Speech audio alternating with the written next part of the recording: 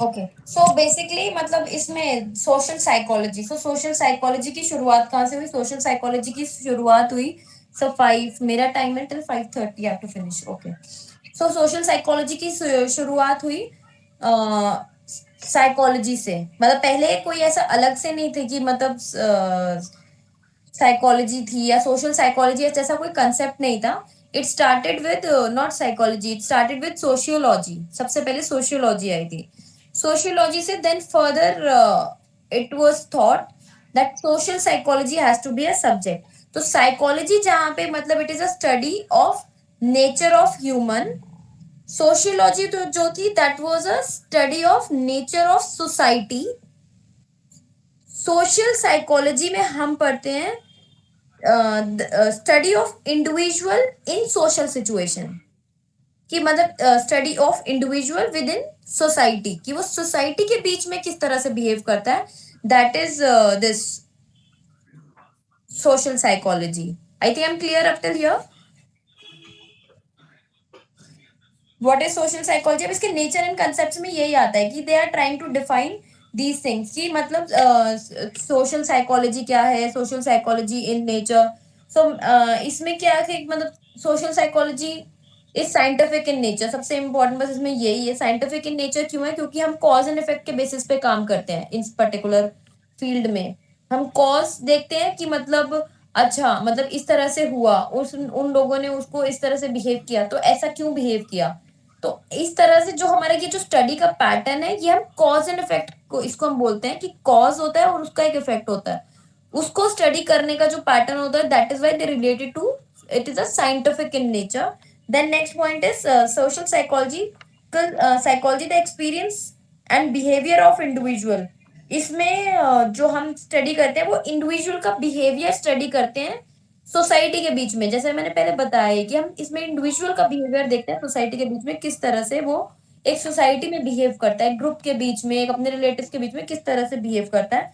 तो that is why behaviour of individual हम इसमें स्टडी करते हैं। इसका नेचर में एक पॉइंट हो गया।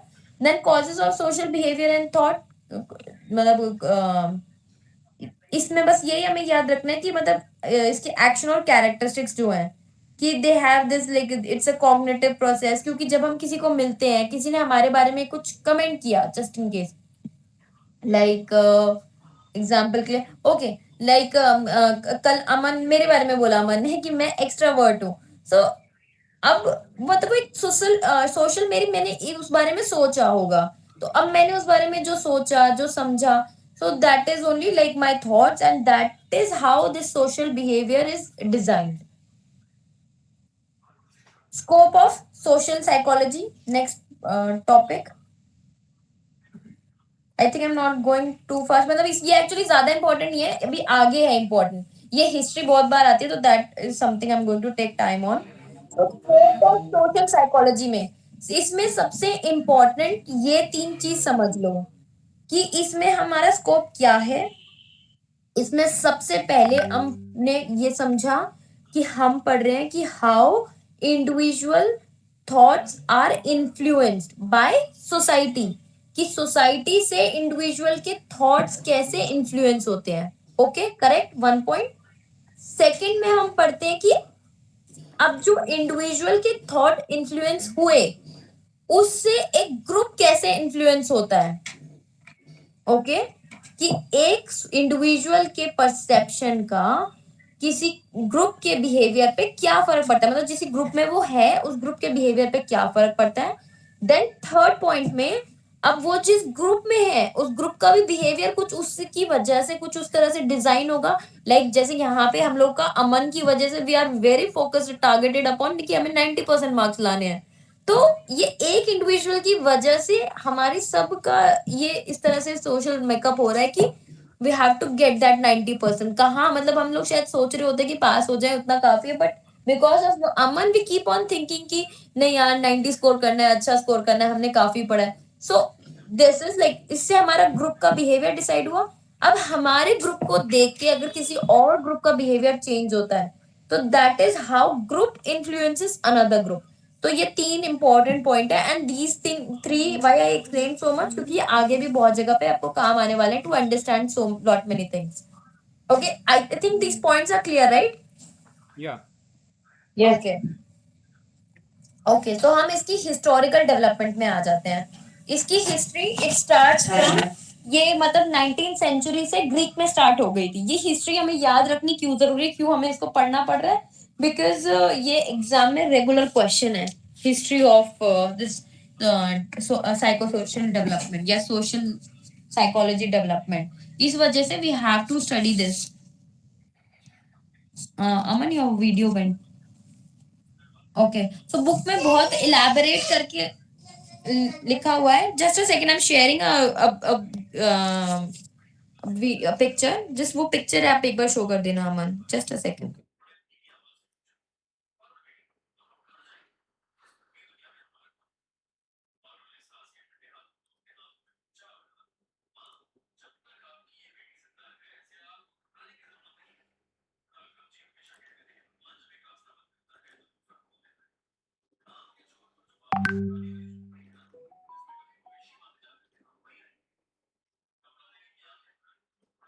या Aman, you got it?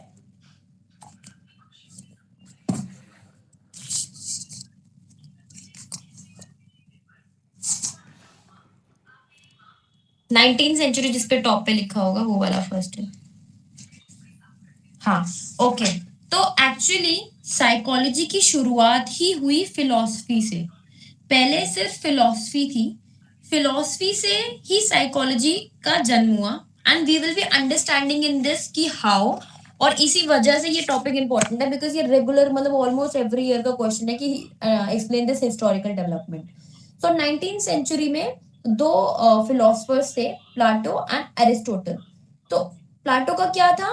Influence of society on individual, की सोसाइटी का क्या इन्फ्लुएंस है इंडिविजुअल के ऊपर. वेयर एरिस्टोटल का उल्टा था कि इंडिविजुअल का क्या इम्पैक्ट है सोसाइटी के ऊपर. बट दोनों समवॉट, क्योंकि इस डायरेक्शन में बात कर रहे थे, इस डायरेक्शन में हमारे पास उस डेट तक कोई नॉलेज नहीं थी. There was nothing as social psychology और psychology even for that matter till that date. So by that time these two people brought this thought कि मतलब ऐसा होता है कि सोसाइटी के इन्फ्लुएंस से इंडिविजुअल के थॉट्स इफेक्ट होते हैं और इंडिविजुअल के थॉट से सोसाइटी इफेक्ट होती है. So this is like basic, ये आपको जरूर मेंशन करना है. This is a must point, that is why I explain this, because यहीं से स्टार्ट होती है. तो इसमें हिस्टोरिकल भी कुछ आ सो जाता है? कमिंग टू द, उसके बाद में क्या हुआ? Then after that scroll down Aman. उसके बाद this Thom Thomas and Hobbes, John Locke, इन दोनों ये these two people worked upon it. इन्होंने क्या बोला? थॉमस ने बोला कि नोशन ऑफ सोशल कॉन्ट्रैक्ट, और लॉके ने बोला दैट ह्यूमन नेचुरल एक्सपीरियंसेस. मतलब इन दोनों ने इस पर्टिकुलर पॉइंट को ब्रिंग आउट किया. अभी तक भी साइकोलॉजी या फिर सोशल साइकोलॉजी कुछ स्टैब्लिश नहीं हुआ है. जस्ट इन दोनों ने एक बुक लिखी, और जिसका बुक का नाम था नोशन ऑफ सोशल कॉन्ट्रैक्ट. सिर्फ एक बुक लिखी जिसमें मतलब इस बारे में बात की गई कि मतलब किस तरह से सोसाइटी का इफेक्ट होता है इंडिविजुअल के ऊपर, इंडिविजुअल कैसे क्या क्या एक्सपीरियंस करता है, इंडिविजुअल के क्या क्या एक्सपीरियंसेस होते हैं, सिर्फ इस बारे में बात की गई थी. And this pave the way for social interaction and governance and human behaviour. इसमें हमें मतलब ये समझ में आया कि मतलब सोशल इंटरेक्शन से भी बहुत फर्क पड़ता है, ह्यूमन बिहेवियर से बहुत फर्क पड़ता है. तो यहां तक हमें ये समझ में आया 1651 तक. देन स्क्रॉल डाउन अमन. देन लेट 19th सेंचुरी आते आते, देन लेट 19th सेंचुरी आते आते फाउंडेशनल इन्फ्लुएंस इन साइकोलॉजी की एक मतलब एक फाउंडेशन रख दी गई साइकोलॉजी की. Just a second guys.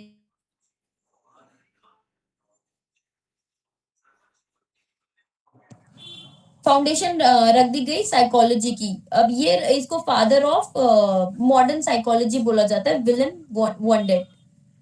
Okay, इन्होंने बोला कि psychology can study culture and on social traits. इन्होंने ऐसा इस्टेब्लिश किया. देन इसी लेट सेंचुरीज के अंदर ही, मतलब मैंने इसीलिए इसको पैराग्राफ बना के लिखा है. इसके ऊपर मैंने लेट सेंचुरी लिखा, शायद हमें सारे साल याद नहीं रहे, तो लेट सेंचुरी के अंदर हम ये सब कुछ लिख सकते हैं. उसके बाद विलियम जेम्स आए, जिन्होंने बोला psychology is the social interaction between conscious and social factor. Then Charles Darwin. Charles Darwin मतलब हम लोग नाम साइंटिफिक पर्सपेक्टिव से भी जानते हैं, बट उन्होंने सोसाइटी के ट्रेड्स के बारे में भी कुछ ऐसा कहा था जिससे कि साइकोलॉजी को भी काफी सपोर्ट मिला, that is social traits like cooperation and competition, उन्होंने ये फैक्ट एस्टैब्लिश किया।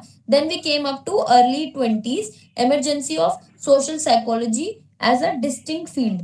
यहाँ पे जाके अर्ली 20 सेंचुरी में अब जाके सोशल साइकोलॉजी एक अलग फील्ड के जैसे स्टैब्लिश हुआ।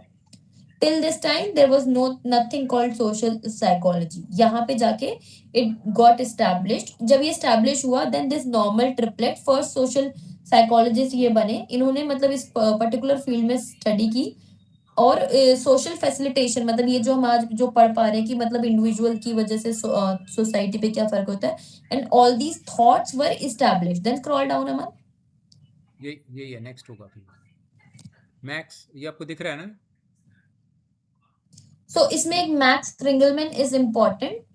Max Ringelmann is important because इनका ये रिंगलमैन इफेक्ट की वजह से इन्होंने ये ग्रुप डायनामिक, हमारे इसमें सब्जेक्ट है आगे, वो ग्रुप डायनामिक हम एक सब्जेक्ट पढ़ेंगे कि ग्रुप किस तरह से, ग्रुप के क्या डायनामिक्स होते हैं। तो उसमें एक रिंगलमैन इफेक्ट इन्होंने क्रिएट किया, and also he invented this concept of social loafing. Okay, so come to the next page. So यहाँ पे इसमें मतलब as a social psychologist first book was published जिसका नाम था instinct of theory, focused on group influences. I think it is too zoomed in, Aman. ये McDougall's ने किया था। Okay, yeah I think that is good enough, but I am so sorry for hand writing guys, मतलब मैंने ऐसे देने के purpose से नहीं लिखा था, मैंने was writing, I was just writing for remembering purpose, फिर बाद में मुझे शेयर करना पड़ा, मतलब due to lack of time. आपको समझ आ रही है अपनी हैंडराइटिंग, तो इसका मतलब ठीक है, बढ़िया है। हाँ, मेरी मुझे तो मेरी तो आ मेरे रही को ही है, नहीं बट समझ में आई एम आती। Sorry for you guys. जब मैं लिखता हूँ तो मेरी तो मेरे को ही नहीं समझ में आती हैंडराइटिंग। ओके, नहीं मैं थोड़ा जल्दी जल्दी में लिखता तो इसलिए। ओके, सो अब यहाँ पे 1920s के बाद में जाके 19 यहाँ पे बिहेवियरिज्म जाके एस्टेब्लिश होने लग गया था। बिहेवियरिस्ट लाइक जॉन वाल्सन और बी एफ स्किनर, अब इसकी हमने थ्योरी पढ़ी है, B F Skinner, so we can John mention. Watson है वो, Watson, John Watson, B S Skinner. अच्छा, मैंने कुछ अलग बोल दिया क्या, स्किनर सॉरी। के साथ में ना जॉन वॉटसन ने मदद करी थी, सेम एक्सपेरिमेंट, वो रैट वाला एक्सपेरिमेंट निकल के आया था ना, तो जॉन हाँ वॉटसन हाँ और बी एस स्किनर एग्जैक्टली, मिलके वो कराया रैट था वाला behaviorism। एक्सपेरिमेंट यहीं पे हुआ था, इसी टाइम पे, and he establish that theory कि ऑब्जर्वेबल बिहेवियर। वो हैंडराइटिंग के लिए तो पहले ही सॉरी बोल चुकी हैं वो। हाँ, मैंने टी का राइट वो राइट। उठा ही दिया। ओके, सो उसके बाद जेस्टल्ट साइकोलॉजी, साइकोलॉजी स्कूल, यहाँ पे ये जो जेस्टल्ट साइकोलॉजी है ये एक स्कूल है, साइकोलॉजी स्कूल, जो फर्स्ट साइकोलॉजी स्कूल इस्टेब्लिश हुआ। So this was the like first psychology school which was established. जब ये established हुआ तो फिर कार्ट लेविन और कॉलर ने इस स्कूल को लीड किया। अब नेक्स्ट, हाँ, ओके, कार्ट लेविन और कॉलर ने इस स्कूल को लीड किया, and it was viewed as psychological phenomena as whole. अभी लेकिन अभी भी वो पूरा एक जगह पे देखते थे कि psychological psychology and social psychology अभी भी थोड़ा थोड़ा समवॉट सेम ही देखा जाता था, there was not much of differentiation अभी तक। देन लेविन की फील्ड थ्योरी आई, जहां पे हमने ये फॉर्मूला हम पहले ही पढ़ चुके हैं, B is equal to F P into E, ये हम पढ़ चुके हैं। ये लेविन की थ्योरी आई, इन्होंने इस्टेब्लिश किया इसको 1936 में। देन उसके बाद ये जो है ये बिहेवियर था। सबसे मेजर इम्पैक्ट जो आया, विच जो हमें मस्ट पॉइंट लिखना है, मैं उन पे ज्यादा एम्फेसाइज कर रही हूँ, जो हमें मस्ट लिखना है, जैसे सोक्रेट्स वाला मस्ट लिखना है, स्कूल इस्टेब्लिश हुआ वो मस्ट लिखना है। देन एक और पॉइंट है कि वर्ल्ड वॉर टू, जब वर्ल्ड वॉर टू हो रही थी, एक्चुअल बूम सोशल साइकोलॉजी को उस वक्त मिला। उस वक्त में लोगों को ये चीज समझ में आई कि किस तरह से सोसाइटी पूरी इन्फ्लुएंस हो गई और किस तरह से हम वर्ल्ड वॉर टू की तरफ बढ़े। तो जब ये सब कुछ हुआ तो उसके बाद में इसकी स्टडी मतलब दे स्टार्टेड लाइक मतलब at a very good level, और मतलब इसके लिए बहुत सारे लोग started to come in and started to write about this. इसी टाइम पे सोलोमन एश का जो एक्सपेरिमेंट है वो हुआ था। ओके, तो सोलोमन एश के उससे होने से उनका वो कंफर्मेटी आ गया था 1951। Then Stanley Milgram, social influence and group pressure, उन्होंने एस्टैब्लिश किया। कर्ल लेविन ने एस्टैब्लिश किया स्टडीड ग्रुप डायनामिक्स, उन्होंने ग्रुप डायनामिक्स करी। ये सब इसी ड्यूरेशन में हो रहा है 1940 से 1950 के बीच में। देन उसके बाद कॉग्निटिव रेवोल्यूशन, अच्छा ईयर्स इसमें मैंने ये बाद में लिखने के बाद में नोटिस किया कि इन्होंने थोड़ा थोड़ा ऊपर नीचे भी किए हुए हैं, but this is how it is in book. So cognitive revolution, Leon Festinger ने कॉग्निटिव डिसोनेंस की थ्योरी यहाँ पे एस्टैब्लिश हुई 1970 में, और साथ में एट्रीब्यूशन की थ्योरी भी इसी ड्यूरेशन में 50 to 70. तो हम इससे रिलेट कर सकते हैं, हम आजाद हो रहे थे उस वक्त, हमें हमारी ये कॉग्निटिव डिसोनेंस और एट्रीब्यूशन की थ्योरी एस्टैब्लिश हुई थी. 1947 में हम आजाद हुए थे, उसके बाद में ये आया. ऐसे कुछ याद रख सकते हैं हम थोड़ा थोड़ा, अगर, क्योंकि ये क्वेश्चन आना मतलब चांसेस बहुत ज्यादा है. Okay, then come to the next page.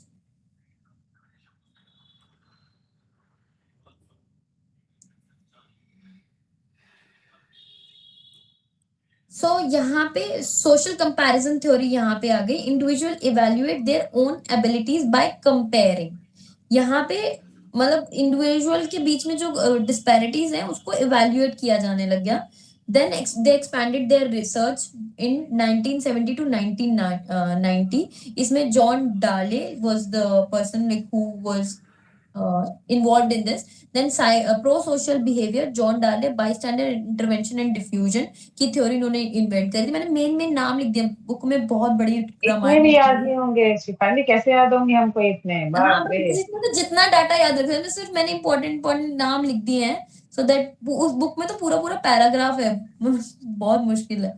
Social identity theory उसके बाद 1970 में. देन थोड़ा थोड़ा हम जो याद रख सके, मुझे पता है ये सब याद नहीं रहने वाला है. देन सोशल आइडेंटिटी थ्योरी आई. देन मॉडर्न साइकोलॉजी आई. या मॉडर्न साइकोलॉजी में क्या चीजें आई? Neuroscience, implicit bias and stereotype. ये हम मैं थोड़ा सा याद रख सके क्योंकि न्यूरोसाइंस बहुत लेटर डेवलप हुआ. So modern social psychology, it is very recent, 1990. Okay, 1990. हम अगर हम याद रख सके तो एक ये लास्ट में एक ये पॉइंट इंपॉर्टेंट है. मतलब मैंने जैसे बताया ना, ये आप ज्यादा भी ना लिखो तो एक सोक्रेट्स के बारे में लिख दो. देन स्कूल वाला लिख दो कि स्कूल इस टाइम पे स्टैब्लिश हुआ. वर्ल्ड वार वाला लिख दो, थर्ड पॉइंट. और फोर्थ पॉइंट है मॉडर्न साइकोलॉजी भी लिख दोगे, then that will be like good enough, क्योंकि इतना याद रख सकते हैं हम 4-5 पॉइंट, राइट. और फिर ये रिलेट भी करते हैं समवॉट, तो थोड़ा थोड़ा लिख सकते हैं. तो यहाँ पे जिस न्यूरोसाइंस का कंसेप्ट आ गया, like it became more scientific rather than just thought.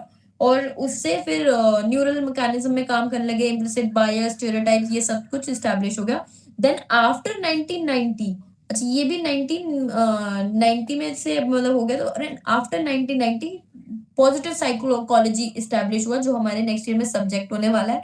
So we can remember it like this कि ये वाला इसमें पॉजिटिव साइकोलॉजी का कंसेप्ट आया 1990. It is very recent, positive psychology. Okay, so I hope like history का थोड़ा थोड़ा idea लग गया हो, सो that you can write, right.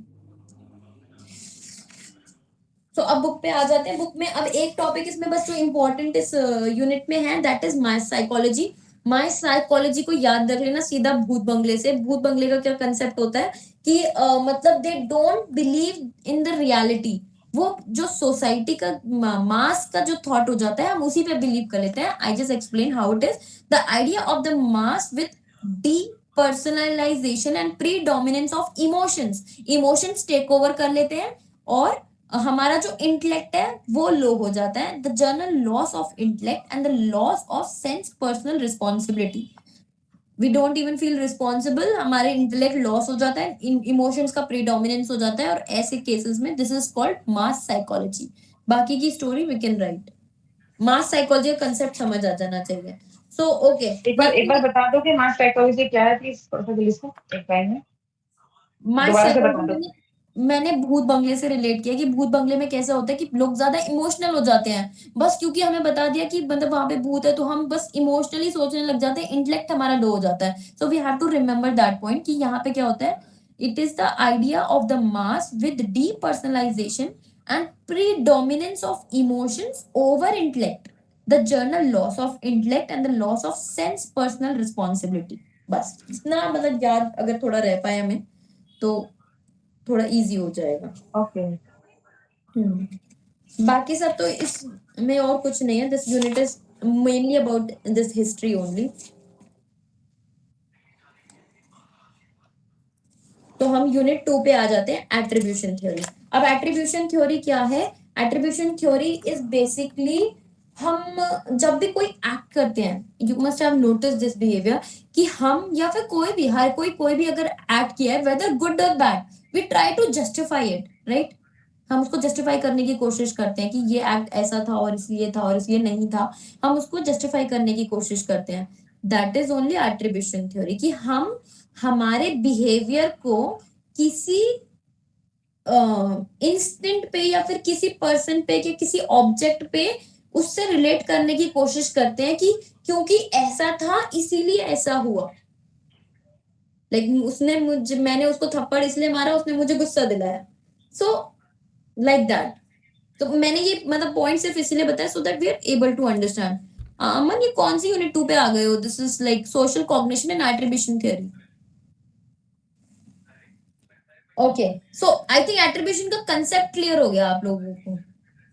तो यहाँ पे अब इसको अगर हम सेम चीज को हम लिखने की कोशिश करें इंग्लिश में, तो that will be giving causes to the behaviour. ठीक है, इतना कर पाएंगे हम।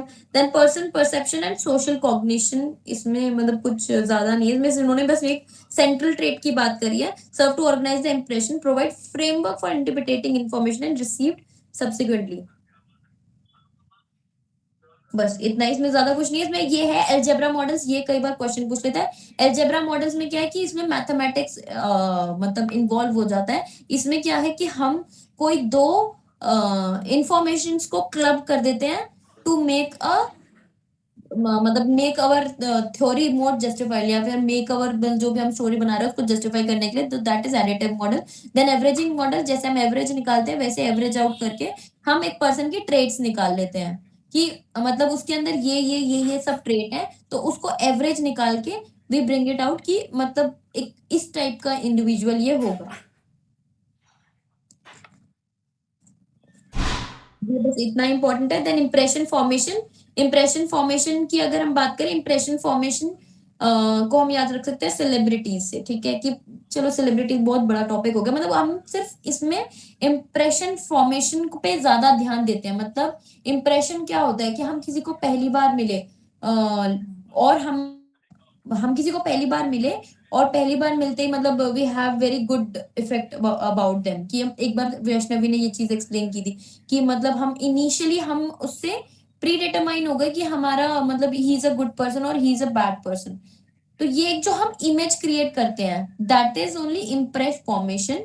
अब ये दो तरह के हो सकते हैं। प्राइमेसी इफेक्ट, इसमें दो तरह की बात करेगी। ये प्राइमेसी इफेक्ट इज कि मतलब जो फर्स्ट इफेक्ट है, primacy effect is early impression, first impression है that is given more important than later information.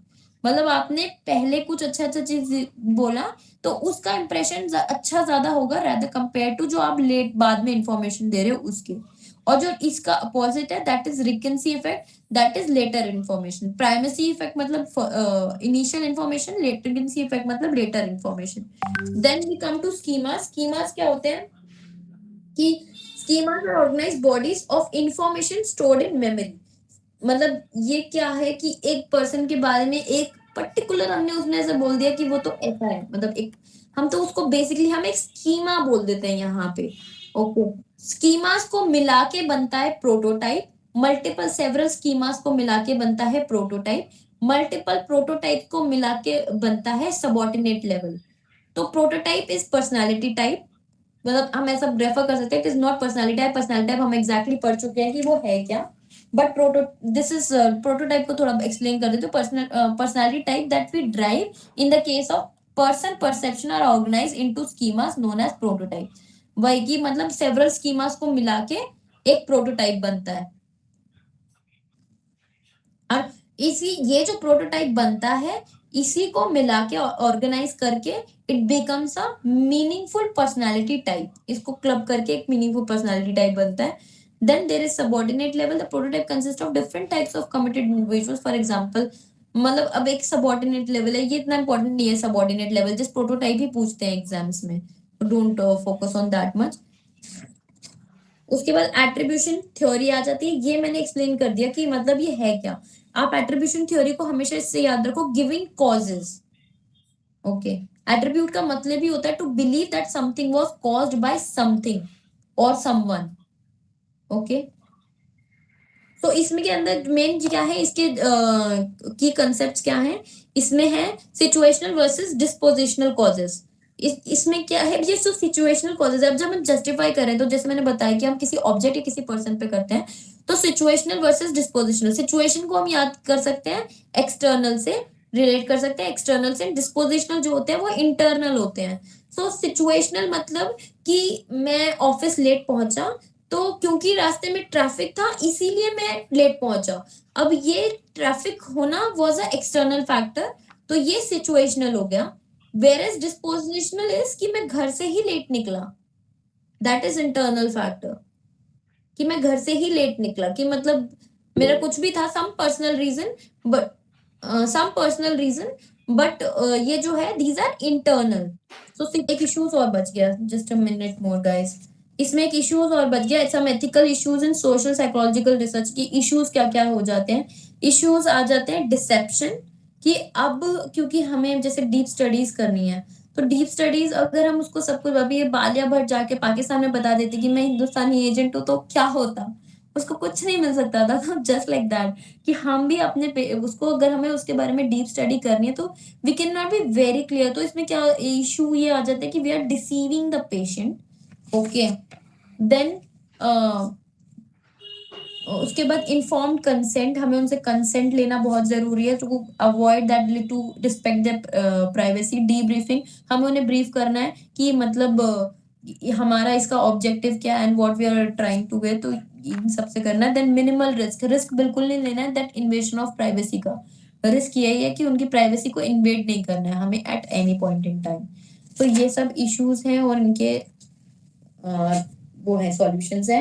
My block ends here. I'm so sorry for taking that long. I tried my best to do it earlier. Block 3 में जो मुझे मिले ना 4 unit है उसमें, और 4 unit में मेरे पास 5 टॉपिक हैं सिर्फ। एक तो हम एटीट्यूड्स के बारे में पढ़ेंगे सबसे पहले, देन हमें स्टेरियोटाइप्स के बारे में पढ़ना है, देन प्रेजुडिस के बारे में, फिर उसके बाद डिस्क्रिमिनेशन, और at the end we will read about social conflicts. ठीक है, तो जो हम पहले एटीट्यूड में पढ़ेंगे, तो हम एटीट्यूड क्या है उसके बारे में पढ़ेंगे, फिर एटीट्यूड का नेचर और उसकी कैरेक्टरिस्टिक्स के बारे में पढ़ेंगे, देन एटीट्यूड फॉर्म कैसे होता है, और फिर चेंज कैसे हो सकता है एटीट्यूड, ये सब हम एटीट्यूड में पढ़ेंगे। उसमें एक चीज़ और इम्पोर्टेंट है, हमारी हेडर्स की थ्योरी, वो पढ़ेंगे हम, वहाँ पे वो हमारा कंप्लीट हो जाएगा। फिर हम स्टेरियोटाइप के बारे में पढ़ेंगे, फिर उसकी कैरेक्टरिस्टिक्स और टाइप्स वगैरह पढ़ लेंगे। तो यहाँ पे हमारे ना 2 यूनिट खत्म हो जाएंगे, क्योंकि जो एटीट्यूड है ना वो फर्स्ट और सेकंड यूनिट में दे रखा है, बट सेकंड यूनिट को मैं पहले कवर कर लूँगा जब मैं एटीट्यूड को बताऊँगा ना, क्योंकि यूनिट 2 में सिर्फ फॉर्मेशन ऑफ एटीट्यूड है और चेंज ऑफ एटीट्यूड है।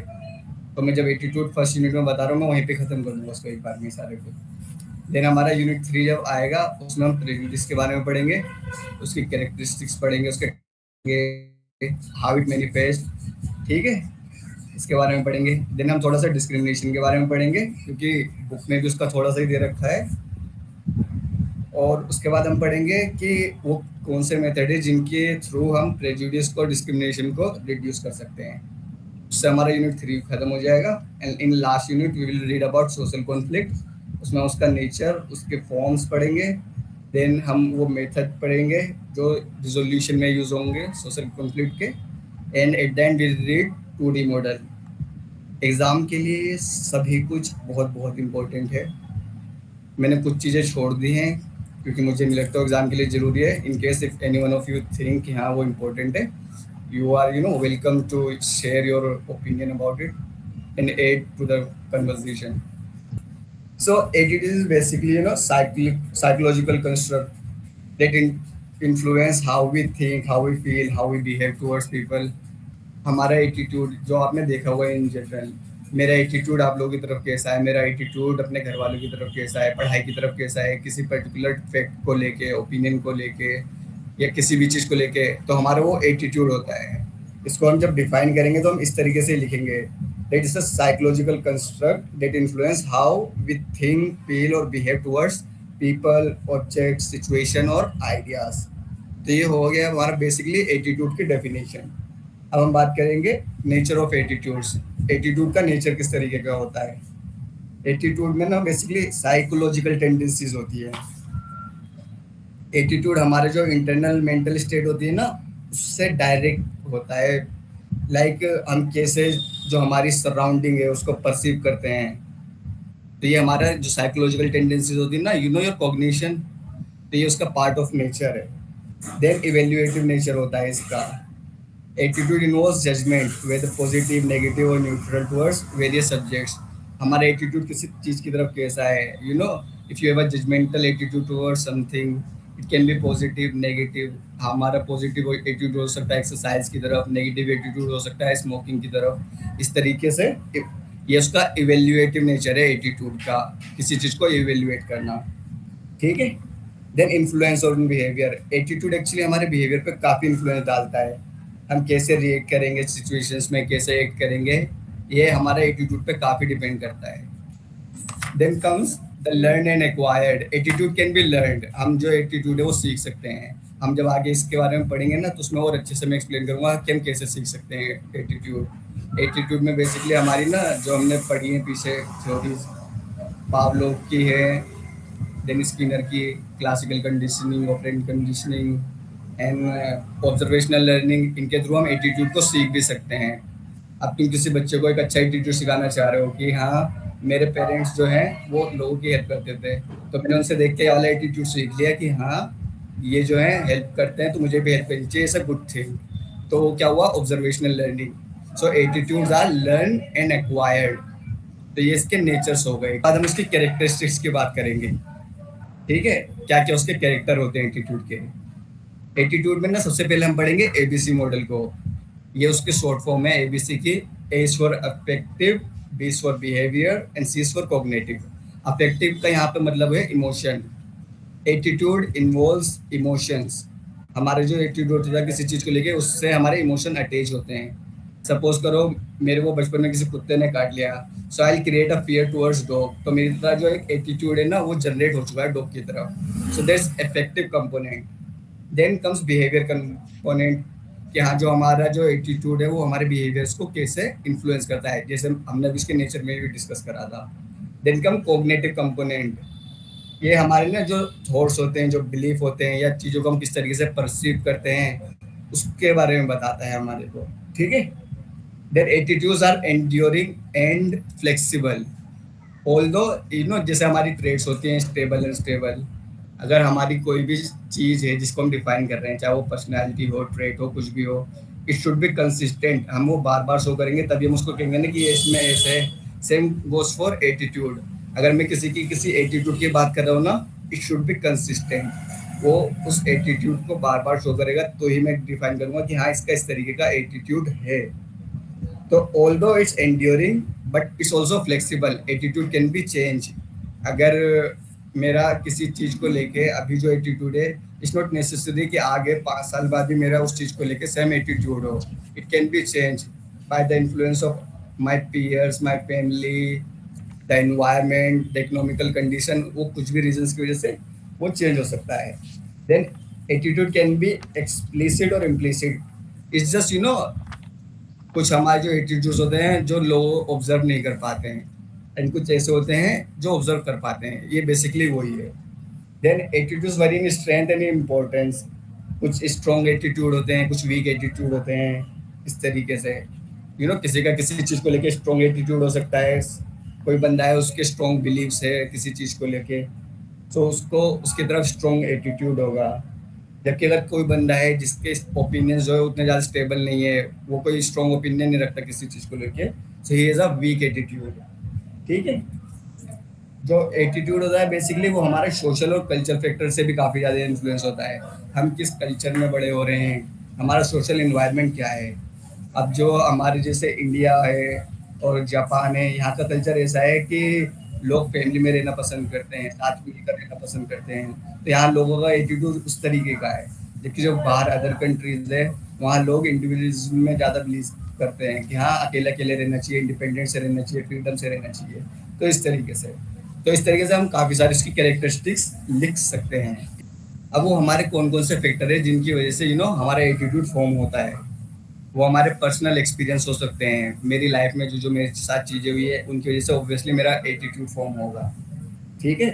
Then second is your social influence and group membership.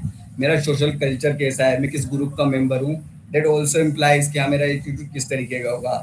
उसमें आपकी फैमिली हो सकती है, उसमें आपके दोस्त हो सकते हैं, उसमें आपके जो आसपास के नेबर, टीचर, अदर पीयर्स हो गए, वो हो सकते हैं। तो इस तरीके से जो ये हमारा सोशल एनवायरनमेंट होता है, that also effect in forming your attitude.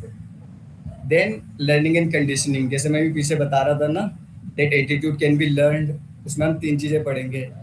एक क्लासिकल कंडीशनिंग जो पावलोव वाली है, कि हाँ अगर कोई बच्चा अच्छी चीज़ कर रहा है, जस्ट यू नो, कैसे तो पावलोव वाला, हाँ उसको इंट्रोड्यूस करना है एक स्टिमुलस को बीच में। सपोज करो मेरा किसी ब्रांड के टूवर्ड्स कोई एटीट्यूड है, वो कोई कंपनी किस तरीके से चेंज कर सकती है, they will just you know showing the good side of that brand. तो उसकी तरफ मेरा एक जो एटीट्यूड बिल्डअप हो रहा है, वो क्लासिकल कंडीशनिंग की वजह से हो रहा है। Same goes for operant conditioning, बस उसमें क्या है, they involve reinforcement and punishment. Lastly the observational learning, जो मैंने अभी पीछे एक्सप्लेन भी किया था कि मैं अपने पेरेंट्स के थ्रू ये सीख रहा हूँ, अगर हेल्प करना अच्छी चीज़ है, दैट्स ऑब्जर्वेशनल लर्निंग। ठीक है। Then fourth is cognitive process and information processing. How much I have known, the knowledge, the facts, the information I have about things, that also helps me formate my attitude about something. अब जो भी मैं अपना attitude form कर रहा हूँ किसी भी चीज़ के लिए, दैट डिपेंड्स कि हाँ मेरी नॉलेज क्या है, मैं चीज़ों को कैसे कोग्निटिवली प्रोसेस करता हूँ अपने माइंड में, किस लेवल पे प्रोसेस कर पाता हूँ, मेरी अंडरस्टैंडिंग कितनी है चीज़ों को लेकर। ठीक है। Then comes emotional and personality factor. मेरे कुछ इमोशनल एक्सपीरियंस होंगे, that also form your attitude. Then lastly is media and technology, how social media create और फॉर्म आर एटीट्यूड। हम सोशल मीडिया पे क्या देखते हैं कि हाँ good lifestyle is to having lavish lifestyle, to have materialistic thing. इस तरीके से ये सोच कर मैं ये सोच लेना कि हाँ इस तरीके का ही एटीट्यूड बना लेंगे हम, that will go behind the materialistic things only. तो उस तरीके से ये जो सोशल मीडिया होता है, ये हमारा एटीट्यूड फॉर्म करता है। तो इस तरीके से आप और भी काफ़ी सारी चीज़ें लिख सकते हो जो एटीट्यूड फॉर्मेशन में होती हैं। सो यहाँ पे बेसिकली कंग्रुएंस एंड इनकंग्रुएंस के बारे में बताया गया है। देन आपका चेंजिंग रेफरेंस ग्रुप, जैसे हमारा जो एटीट्यूड है वो रेफरेंस ग्रुप पे भी काफ़ी डिपेंड करता है, हम किस ग्रुप को लुक फॉरवर्ड कर रहे हैं। अब अगर मैं किसी सेलिब्रिटी को देखकर इन्फ्लुएंस हो रहा हूँ, सो that will you know impact my attitude. अगर मैं किसी चीज़ को लेके अलग सोच रहा हूँ and the group I am referring to वो उस चीज़ को लेके अलग सोच रहे हैं, that will help me change in my attitude. इसका अगर एग्जाम्पल के तौर पर समझाऊँ मैं, तो मैं सोचता हूँ कि सिर्फ वॉक करने से हेल्थ अच्छी होती है। अब मेरा एक रेफरेंस ग्रुप ऐसा है जो वॉक भी करता है और जिम भी जाता है। अगर मैं उनके साथ थोड़ा इंटरेक्ट करूँगा, घुलूँगा मिलूँगा, so that will change my attitude towards health, कि नहीं सिर्फ वॉकिंग इनफ नहीं है, if I start you know exercising as well, that will improve my health more. तो वो क्या हो गया, रेफरेंस ग्रुप की वजह से मेरा एटीट्यूड चेंज हो गया। अभी हम चेंज ऑफ एटीट्यूड की बात कर रहे हैं, इससे पहले हम फॉर्मेशन ऑफ एटीट्यूड की बात कर रहे थे। ठीक है। Then second is changing group affiliation, अपना ग्रुप ही चेंज कर दो। आप ऐसे दोस्तों में बैठते हो जो जनरेटिव आइडियाज़ की बात ही नहीं करते, जो हेल्थी हैबिट्स की बात ही नहीं करते, जो गोल ओरिएंटेड नहीं है। आपको अपना एटीट्यूड चेंज करना है लाइफ के टुवर्ड्स, तो आप अपना ग्रुप ही चेंज कर दो, ऐसे लोगों में बैठना शुरू कर दो which are more creative, which are more goal oriented, इस तरीके से। Then additional information, when you start looking for more information, you know जितना हम जानते हैं उतना ही हम चीज़ों के बारे में और बेहतर समझते हैं, और उससे हमारा एटीट्यूड चीज़ों की तरफ और चेंज हो जाता है। The more information you get, the more aware you get from your surrounding, the nature, everything, the more your attitude change towards people, things, opinions, ideas, ideologies, everything। ठीक है। इस तरीके से आप आगे काफ़ी चीज़ें लिख सकते हो। इसमें एक ना स्पीच का बहुत बड़ा वो था, तो वो मैं मेंशन कर देता हूँ। हम बहुत ज़्यादा जो हमारा एटीट्यूड चेंज होता है ना, वो दूसरों की स्पीच से भी होता है, like how people convince us through their speeches. जैसे आपने देखा होगा ये जो पॉलिटिकल्स पार्टी होती हैं, through their speeches they convert people from their voting to the other party to themselves। अब एक बंदा है, उसको किसी और पार्टी को वोट करना था, but just because of the speech of a particular leader उसने अपना एटीट्यूड चेंज कर दिया और ही सेड कि हाँ this party is more deserving of my vote. तो communication it plays a very important role in changing of attitude. तो उसको आप अलग अलग तरीके से पढ़ सकते हो कि हाँ वो कम्युनिकेशन कहाँ कहाँ लाई करेगी, वो आप बुक में देखोगे आपको मिल जाएगा अच्छे से, ठीक है। तो यहाँ पे हमारा एटीट्यूड का ऑलमोस्ट सब कुछ कंप्लीट हो जाता है। बस इसमें अब हमें जो नेक्स्ट करना है वो हेडर्स की थ्योरी करनी है, which is very important exam perspective से हमारे। इसमें जो हमारे 3 कंपोनेंट हैं वो P is a person, O is another person and X is an object. इसका बेसिकली क्या होता है, जो हमारी हेडर की थ्योरी है ना, ये इस बारे में बात करती है कि हमारा जो किसी भी चीज़ को लेके हमारा परसेप्शन, बिलीफ, आइडियाज जो भी कुछ है, हम ना उसमें एक बैलेंस चाहते हैं। तो हम चाहते हैं कि जो मेरे आसपास की सराउंडिंग की चीज़ें हैं वो उस चीज़ से मैच करे, so that there should not be any dissonance. क्योंकि अगर उसमें डिसोनेंस होगा ना तो उसकी वजह से मुझे I will feel not good about my self, कि हाँ मुझे एंजाइटी हो सकता है उस चीज़ को लेकर, मुझे फिर अनकंफर्टेबल फील हो सकता है। इसका अगर एग्जांपल से मैं समझाऊँ आपको, तो सपोज करो मैं सोचता हूँ कि जिम जाना अच्छी चीज़ है, ठीक है। I try to find people who also think the same way. If I'll find people those who are not thinking like me, then that will create a dissonance in my perception towards healthy life. तो मैं उसको balance को रखने के लिए ना मैं कोशिश करूंगा that I be friend with people who likes gymming, और else I just avoid people those who don't. अगर ऐसे दोस्त हैं मेरे जिनको जिमिंग अच्छी नहीं लगती, और those who promote a lifestyle where it's not healthy, I just try to avoid them. So जो मेरे खुद का एक परसेप्शन बना हुआ है, जो मेरे बिलीव्स हैं वो ज़्यादा डिस्टोर्ट ना हो, उसमें डिसोनेंस ना आए इस तरीके से, ठीक है गाइस।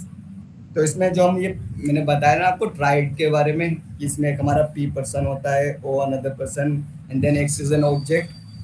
तो हम उसमें ना ये चेक करते हैं कि वो जो बैलेंस स्टेट होती है वो किस तरीके से रहती है और इम्बैलेंस स्टेट कैसे होती है। अगर हम इसको ना हम साइन के थ्रू डिनोट करते हैं, ओके। अगर A और B के बीच में जो रिलेशन है वो अच्छा है तो हम उसको प्लस साइन से डिनोट करेंगे, और अगर A और B के बीच में रिलेशन जो है वो अच्छा नहीं है तो हम उसको माइनस साइन से डिनोट करेंगे। इसको हम बेसिकली, अगर आपको वाली टर्म ऐसे समझ में नहीं आए तो उसको ऐसे समझ लो, अगर A का एटीट्यूड B की तरफ जो है वो पॉजिटिव है तो मैं प्लस साइन से डिनोट करूंगा उनको। अगर A का एटीट्यूड B की तरफ नेगेटिव है तो मैं उसको नेगेटिव साइन से, इस तरीके से, ठीक है। तो जो उसकी बैलेंस स्टेट है उसमें हमारे पास 2 सिचुएशन है, प्लस अमन, आप मेरी पिक्चर दिखा सकते हो इस वाले के लिए, आपको शायद क्लियर हो जाएगा। वही मैं बोल रही हूँ, इसको इमेजिन करना बहुत मुश्किल है। जो मैंने बनाई थी ना, डायग्राम बनाया था, वो triangle इजी हो वाली, जाएगा। ट्रायंगल हाँ सलीम, हाँ ट्रायंगल वाली सलीम के लिए आसान हो जाएगा एक्सप्लेन करना। 1 मिनट रुको। वो actually I have taken a session with you people once at 9 o'clock, जो आपकी मीटिंग होती थी, तो उसमें वो वैष्णवी ने या शायद आपने ही समझाया था। हाँ हाँ, आई रिमेम्बर, बस मैंने समझाया था। Even at that time I was very confused about that topic. मैंने भी बनाया हुआ है, लाइक इफ नहीं मिल रहा तो मैं ये भेज देती हूँ लाइक। कर दो गाइस, मैं कोशिश कर रहा हूँ मैं अपना टॉपिक जो है 25 मिनट में खत्म कर दूँ ऐसे। नहीं, आप कंटिन्यू कर लो, तो अगर नहीं मिल रहा है तो कोई बात नहीं। मेरे पास है, मैंने कल भी देखा था। मैंने भेज हाँ, तो- दिया है मन, अच्छा, लाइक हाँ मतलब मैंने अपना बनाया हुआ है अपने हाथ से रफ। मैंने एक्चुअली आप लोग के साथ ले नहीं पाई थी ना मैं, तो गाइस कुछ नहीं करना, चलो अपनी वो यूज करो इमेजिनेशन, एक ट्रायंगल बनाओ, ठीक है। हाँ वही है, ये रहा। हाँ यस, देखो ऐसे एक ट्रायंगल है, उसमें हमारे 3 कंपोनेंट है A B and C। A is a person, B is another person, X is an idea, an object और it can be anything, ठीक है। इन दोनों के बीच में जो रिलेशन है वो पॉजिटिव यानी कि प्लस या नेगेटिव माइनस ऐसे करके कुछ हो सकता है। तो जो हम अब इसमें बात कर रहे थे, हम बात कर रहे थे बैलेंस स्टेट की और इम्बैलेंस स्टेट की। बैलेंस स्टेट तब होती है जब इनके बीच में तीनों में प्लस प्लस प्लस हो या माइनस माइनस और प्लस हो। प्लस प्लस प्लस का मतलब मैं समझा देता हूँ आप लोगों को। If a person P likes another person O and they both have a positive attitude towards an object, तो उसको हम क्या कहेंगे, बैलेंस स्टेट। मैं हूँ, मुझे फास्ट फूड खाना अच्छा लगता है, मेरा एक दोस्त है वो मेरा अच्छा दोस्त है, तो हम दोनों के बीच में भी एक पॉजिटिव रिलेशन हो गया ऑब्वियसली। देन मेरे दोस्त को ही वो खाना अच्छा लगता है फास्ट फूड। सो अब क्या हुआ, हम दोनों को ही फास्ट फूड खाना अच्छा लगता है, तो हमारे बीच में तीनों में क्या हुआ, एक बैलेंस सिचुएशन क्रिएट हो गई। एज एक माइनस माइनस प्लस है, उसमें वो होगा कि हाँ मेरे को कोई चीज़ अच्छी नहीं लगती, जो दूसरा बंदा मेरा दोस्त या पीयर या ग्रुप कलीग कुछ भी है उसको भी वो चीज़ अच्छी नहीं लगती। It's also balance state. जबकि जो इम्बैलेंस स्टेट होती है उसमें क्या होता है, प्लस माइनस प्लस होता है या माइनस प्लस माइनस होता है। यानी कि अब मैं हूँ, मेरा एटीट्यूड ये, मेरे को ये है कि मुझे फास्ट फूड अच्छा लगता है, और राज है, राज को फास्ट फूड बिल्कुल अच्छा नहीं लगता। तो अब क्या हुआ, मुझे राज तो एज अ फ्रेंड अच्छा लगता है कि हाँ भाई वो पढ़ने में अच्छा है, बहुत सही बंदा है, बट वो मेरे साथ फास्ट फूड खाने तो नहीं जाएगा यार। तो उसको लेके ना एक थोड़ा सा डिजनेस क्रिएट हो रहा है यहाँ पे। So either I avoid eating fast food with Raj, क्योंकि राज तो खाने नहीं वाला है ना, और इधर वो इम्बेलेंस वाली सिचुएशन हमें रहेगी रहेगी।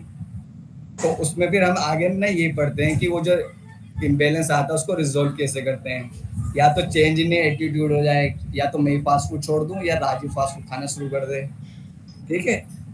या फिर रिवैल्यूएटिंग रिलेशनशिप, मैं राज से यही कह दूं यार अब हम दोस्ती नहीं है, छोड़, तू फास्ट फूड ही नहीं खाता, मैं तो खाता हूँ। तो वो हमने रिलेशनशिप को इवेल्युएट कर दिया वहाँ पर। देन सीकिंग एक्सटर्नल जस्टिफिकेशन, मैंने सोचा कोई नहीं यार आज बंदा अच्छा है, ये फास्ट फूड नहीं खाता, क्या हुआ, बस हम ये कर सकते कि ना ये मेरे साथ फास्ट फूड खाए और ना मैं इसके साथ खाऊं। तो मतलब एक्चुअली राज तो खाता ही नहीं ना, मतलब हम दोनों, मैं राज को उस चीज़ के लिए कन्विंस ही ना करूं कि भाई फास्ट फूड खा ले, वरना राज मुझको ये बोले कि नहीं सलीम हेल्दी फूड खाया कर। तो वो हम दोनों एक उस रिलेशनशिप में तो हैं अब भी, राज वाला रिलेशनशिप मत समझना प्लीज। तो हम मतलब वो ट्राइड में रिलेशनशिप में तो हैं, बट हम उसको क्या कर रहे हैं, एक एक्सटर्नल जस्टिफिकेशन के थ्रू कि हाँ हमें ना ये करना है कि ना राज मुझे हेल्दी चीज़ खाने के लिए बोलेगा, ना मैं राज को फास्ट फूड खाने के लिए बोलूँगा। तो हम खाली वो बैलेंस स्टेट क्रिएट करने के लिए ये सब इतनी मेहनत कर रहे थे, ठीक है। तो ये सारी आपकी हेडर थ्योरी है। मैं सोचता हूँ कि मैंने काफ़ी अच्छे उससे समझाया है, मतलब एंड राज सॉरी अगर आपको अच्छा नहीं लगा वो मैंने आपका एग्जाम्पल यूज़ किया, ठीक है गाइस। तो अब हम अपने नेक्स्ट टॉपिक पे मूव कर सकते हैं, सॉरी प्रेजुडिस के ऊपर आते हैं अब हम, ओके। ये एग्जाम के ऊपर उससे भी काफी इंपॉर्टेंट टॉपिक है हमारा प्रेजुडिस का।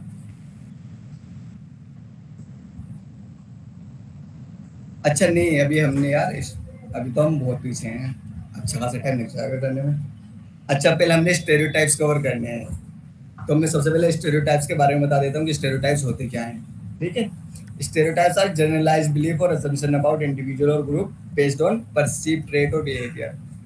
ये ना मैं किसी भी ग्रुप को या इंडिविजुअल को लेके ना अगर कोई जनरलाइज बिलीफ बना रहा हूँ कि ये चीज़ तो ऐसी होती है इन लोगों के या इस के बारे में।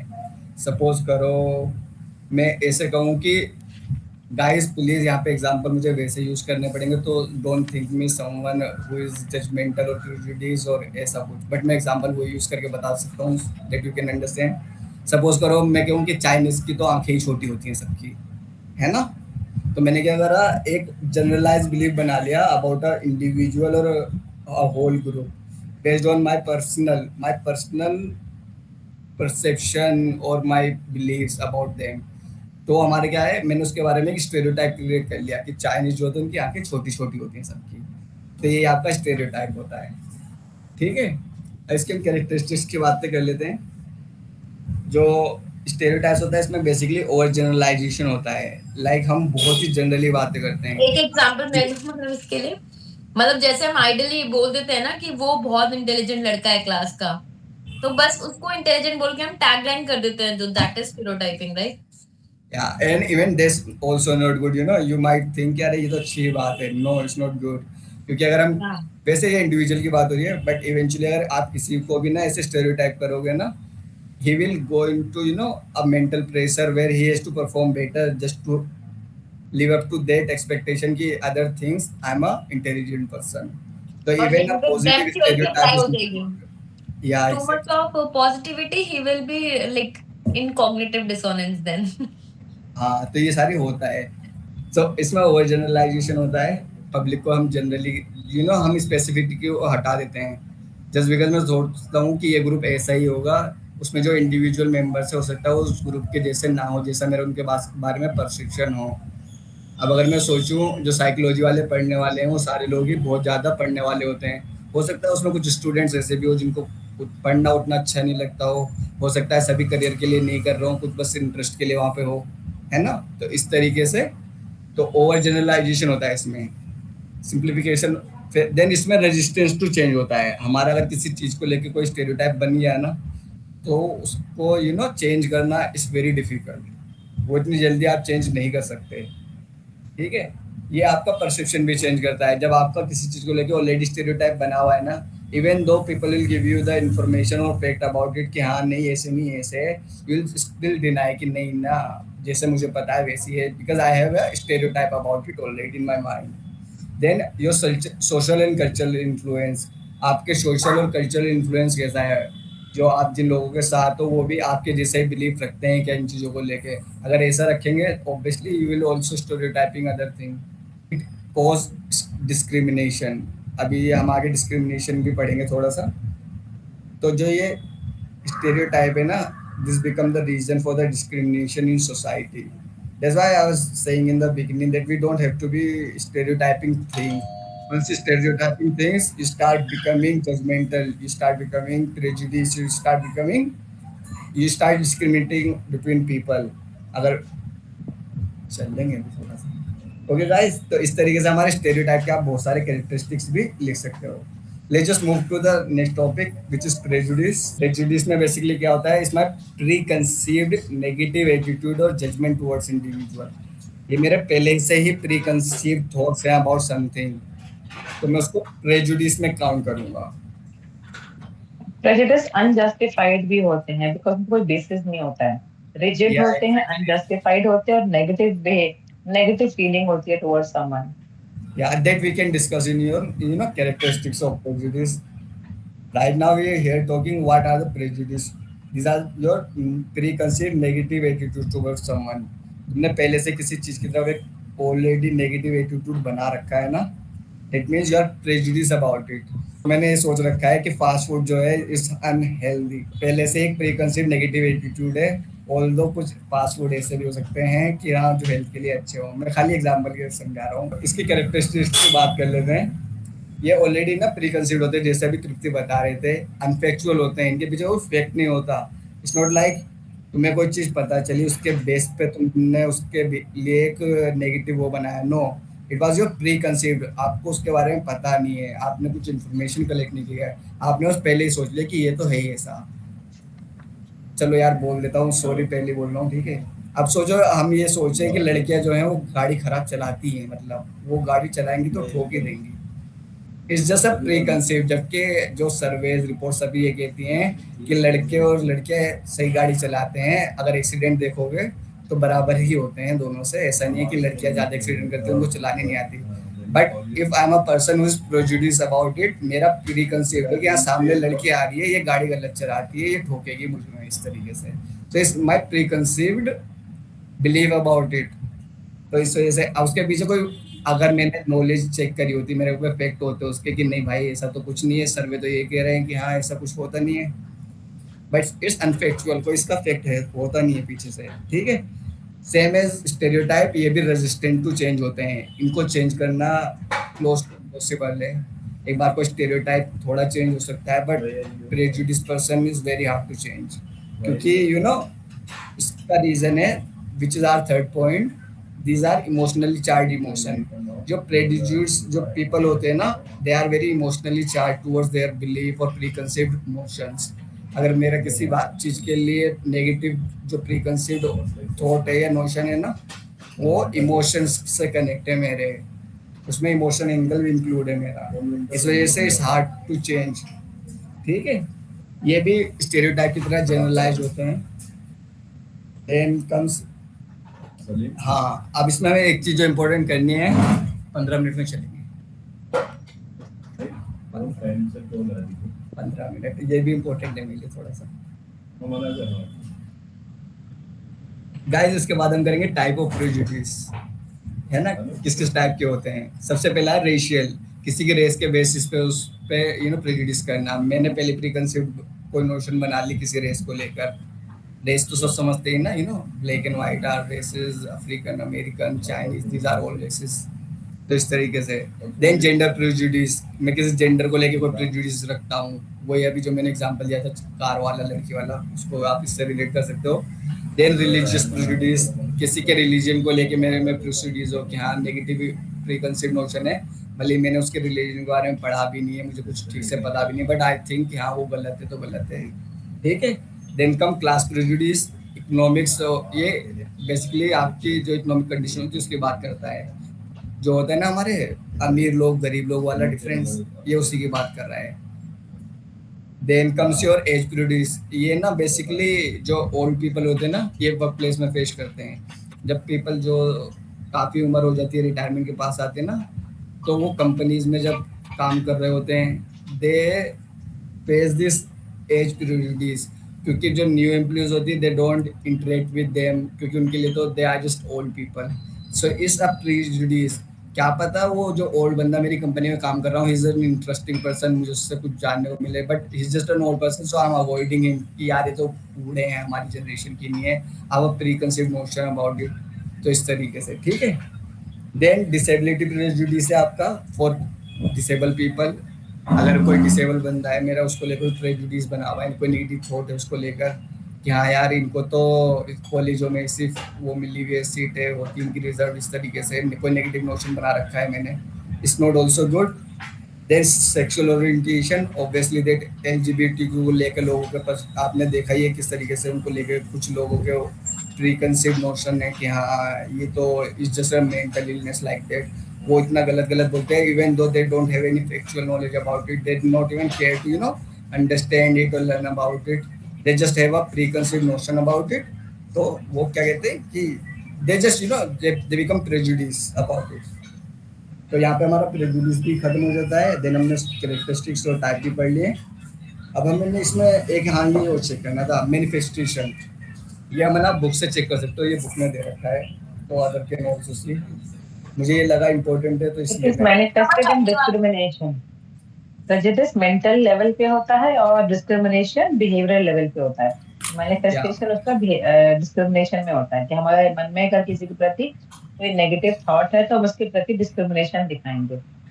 जी जी जी, मैं अभी इसके बाद बस डिस्क्रिमिनेशन पे आने वाला था। And then we talk about stereotype में क्या डिफरेंस है? मतलब वहां भी तो हम ऑलमोस्ट सेम चीज कर रहे हैं ना। नहीं नहीं नहीं, वो आपका ना किसी ग्रुप या पॉपुलेशन के लिए जनरलाइज बिलीव है कि वो सभी एक जैसे हैं, ओके। जबकि यहाँ पे आप प्री कंसीव्ड नोशन, ऊपर से स्टेरियोटाइप्स में actually you have some information. क्या आपने कुछ लोगों को देखा चाइनीज को कि उनकी आंखें छोटी छोटी थी, तो आपने पूरी जनरली सबके लिए बोल दिया कि सारे चाइनीज ऐसे हैं, जबकि ये ऑलरेडी प्री कंसीव्ड नोशन है। यहाँ पे कोई फैक्ट नहीं है, कोई इन्फॉर्मेशन नहीं है, कुछ भी नहीं है। It's just a preconceived notion कि हाँ ये ऐसा है, क्या है उसके बारे में उसको कुछ पता भी नहीं है, उसने एक बंदा ऐसा नहीं देखा। तो इस वजह से ये बेसिक डिफरेंस है इनके बीच। Also, stereotype can be positive, negative, or neutral, but prejudice are always negative.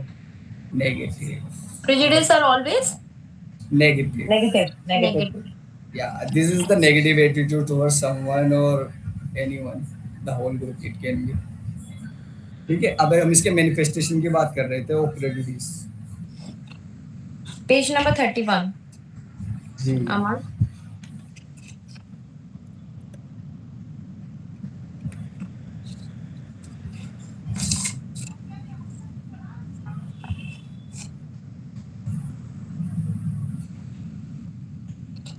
तो जो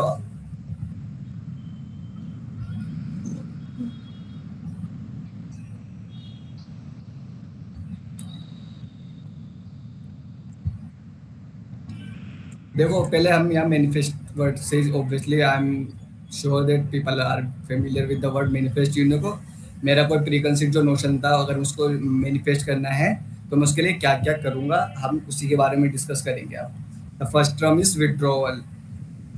ये एग्जाम्पल यार इतने बेकार के रखे हैं, ठीक है मैं फिर भी बता देता हूँ। विड्रॉवल की बात कर रहे हैं हम यहाँ पर।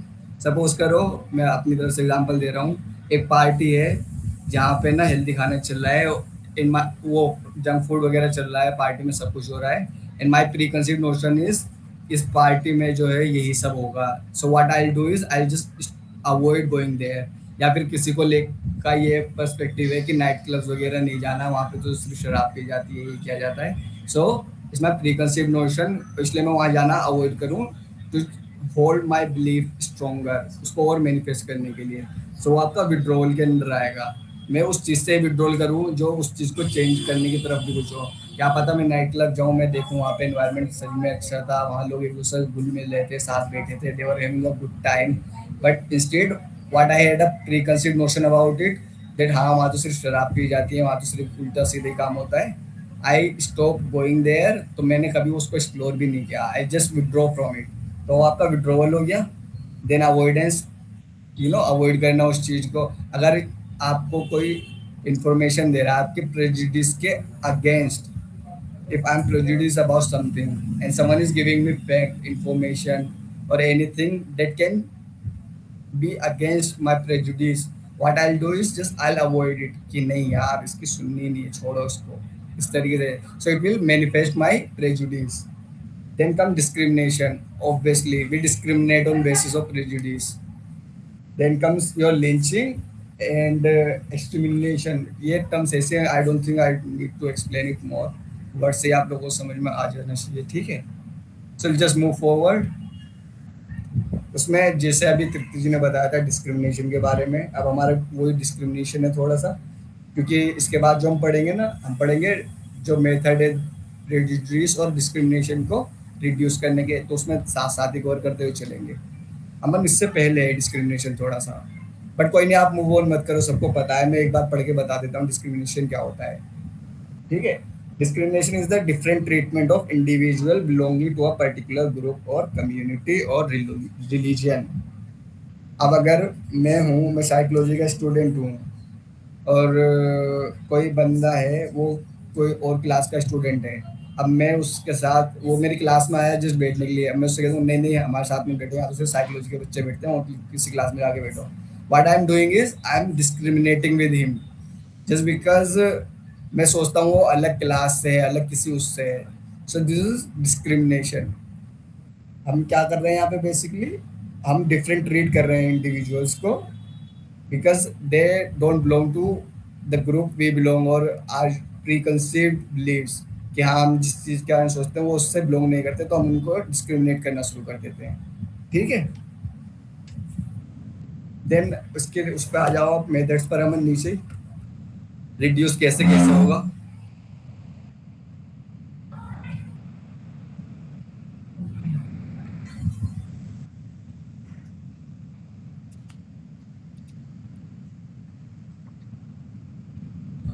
Okay Salim, you want me to थोड़ा सा shed some light on manifestation of prejudice का एक example which is very easy to remember? Manifesto of manifestation of prejudice का एक छोटा सा एग्जांपल देता हूँ, ये सारे पांचों पॉइंट्स बहुत इजीली रिमेंबर रहेंगे। या फॉर एग्जांपल जैसे सेकेंड वर्ल्ड वॉर में जूस थे जर्मनी में, या लेट्स टेक दिस अपार्थाइड का साउथ अफ्रीका में था। तो विड्रॉल बेसिकली होता है कि आप किसी पार्टी में हैं, वहाँ पे आपने कुछ ब्लैक्स देखे, whites only whites were allowed, but there were some places जहाँ वाइट्स एंड ब्लैक्स अलाउड थे। इंडिया में भी ये होता था पहले बिफोर इंडिपेंडेंस। जैसे आपने देखा कोई ब्लैक आया, आप वहाँ से विड्रॉ कर गए, पार्टी से छोड़ के चले गए। अवॉइडेंसेस, आप पार्टी में जा रहे हैं लेकिन या आपको पता चला उस पार्टी में कोई ब्लैक भी आएगा तो आप गए नहीं। सो विड्रॉल इज आप ऑलरेडी वहाँ हैं, you withdraw from that place. Avoidances, आपको पता चला वो आने वाला है तो आप जाओगे नहीं, you will avoid that situation. Discrimination, as you beautifully said, ki discriminating against an individual or based on their whatever class or racial or religion or gender. तो for example could be student को fail करते हैं जो दिया हुआ है just because socio cultural background you don't like of that student as a teacher, so discriminate against that individual just because उसके background की वजह से। लिंचिंग तो वी ऑल नो, हमें भी लिंच करते थे बिफोर इंडिपेंडेंस या अपार्थाइड में साउथ अफ्रीका में ब्लैक्स वर लिंच्ड। एक्सटर्मिनेशन जो सेकेंड वर्ल्ड वॉर में हुआ, मास ग्रेव्स ज्यूज की जो मिली, टोटली उनको खत्म ही कर दो कि we don't like this. So basically this is last stage of how your prejudice can go to what level. Thanks. Thank you, Raj, for explaining it better. I hope it will help everyone. ठीक है, अब हम methods की बात कर लेते हैं। Method of reducing prejudice and discrimination.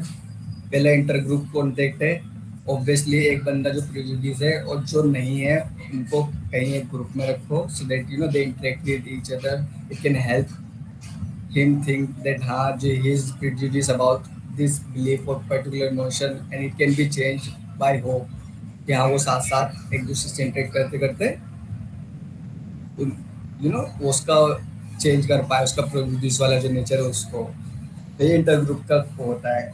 Then education, obviously if the person start educating himself more and more, he'll become less prejudiced because he'll get more information, more knowledge, more facts। जो हमारा prejudice है उसका basis ही क्या है, is अनफैक्चुअल, कोई fact ही नहीं है, is just pre conceived notion. If a person start learning, he start gaining knowledge, he become less prejudice. ठीक है। देन एंटी प्रेजुडिस प्रोपेगेंडा है वहाँ पर, you know if people start protesting against people who prejudice other. इसको इस तरीके से समझ सकते हो आप। If I know someone or a group of people are prejudiced about something, I start protesting it. I start doing things those are anti-prejudice। अगर कोई बंदा कह रहा है that वो जूस वाला एग्जांपल जैसा आपने कहा कि हाँ वो पार्टी में जाओ, अगर एक वाइट मैन हो वहाँ पे ब्लैक मैन हो, he will come back. What I can do is me being a white man, मैं उस पार्टी में जाऊँ, वहाँ इंटरेक्ट करूँ। सो मैं एक एंटी प्रेजुडिस प्रोपेगेंडा चला रहा हूँ टू नॉर्मलाइज कि हाँ white people can interact with black people. This is your anti prejudice propaganda, where a white person himself going to the black people interacting with them, so that those people who prejudicing about it, they realize that no, it's not a bad thing कि हाँ हमको भी ऐसी चीज करनी चाहिए, we should interact with each other with other people of other race, इस तरीके से। ठीक है। and then is incongruence is there, social legislation and our constitution state। Social legislation में बेसिकली आपके वही केसेस वगैरह हो सकते हैं, यू नो अदालत, कोर्ट कचहरी। अगर कोई बंदा ज़्यादा ही वैसा वाला प्रेजुडिस बन रहा है, you can just you no threat them कि हाँ भाई ये गलत है, ऐसा करोगे तो जेल हो सकती है। कॉन्स्टिट्यूशन में ऐसे चेंजेस ले आओ आप कि आप प्रेजुडिस करना ही गलत है, कोई बंदा डिस्क्रिमिनेट ना करे जिस वजह से, जो कि होता भी है मेरे ख्याल से। हमारे कॉन्स्टिट्यूशन में ऐसा है कुछ गाइस कि discrimination should be part of the culture और सोसाइटी, ऐसा कुछ है क्या? There are laws against the discrimination. Yeah, so even in our constitution है अभी, है ना? ठीक है, तो इस तरीके से हमारे एक्ट है वो इसी के अंदर ही आता है, सोशल prejudice and discrimination की, कि anybody following or showing any kind of behavior will be punished। तो इस तरीके से ना आप याद रख सकते हो, if you have been asked in exam कि हाँ tell the method to reduce prejudice and discrimination, आप ऐसे बता दो।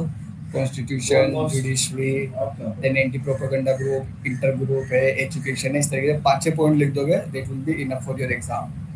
Let's come to the final topic which is nature of social conflict. Okay, पहले हम सोशल कॉन्फ्लिक्ट के बारे में बात कर लेते हैं कि सोशल कॉन्फ्लिक्ट होता क्या है। Social conflict refer to the disagreement, tension और स्ट्रगल बिटवीन इंडिविजुअल, ग्रुप और institution due to difference in interest, values, status और पावर। बेसिकली क्या है, कोई दो बंदे भी हो सकते हैं या ग्रुप्स भी हो सकते हैं, उनके जो बीच में डिसएग्रीमेंट है किसी भी चीज को लेके, it can B because of their values, their status, their power, their interest. This is called social conflict। Conflict is not always about fight, it can be just because of the difference in their belief system, difference in their values, difference in their status of power or hierarchy, इस तरीके से। तो ये आपके सारे social conflict के अंदर आते हैं। ठीक है, देन हम इसके जल्दी जल्दी कवर करते हैं थोड़ा सा, क्योंकि I am running out of time. इसके हम पढ़ेंगे नेचर ऑफ सोशल कॉन्फ्लिक्ट। इसमें हमारे सोशल है, साइकोलॉजिकल है एंड इकोनॉमिक है। जो सोशल नेचर है, बेसिकली क्या होता है, देखो जो सोशल कॉन्फ्लिक्ट है ना, वो हमेशा से ही होता आ रहा है थ्रू आउट द हिस्ट्री, क्योंकि इसकी डिफरेंट डिफरेंट वजहें रही है। प्रीवियसली अगर सब कुछ सही भी चल रहा है, if a person has more land, I just because I am being jealous of him, I start having a conflict with him just because of the property। So that is also part of social conflict. मैं आपको सिर्फ history के through थोड़ा सा लेके जा रहा था पीछे, ठीक है। इसमें ये लिखा हुआ है कि inability in human interaction, difference in belief, resource and goal often create tension.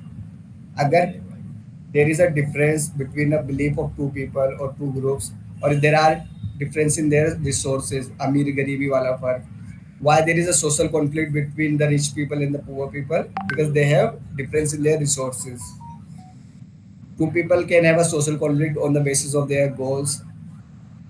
हाँ, एक ही कंपनी में एक पोजीशन है, दो लोगों को वहाँ पे अप्लाई करना है, दे can have a social conflict about it कि क्या उनको दोनों को ही वो पोजीशन चाहिए।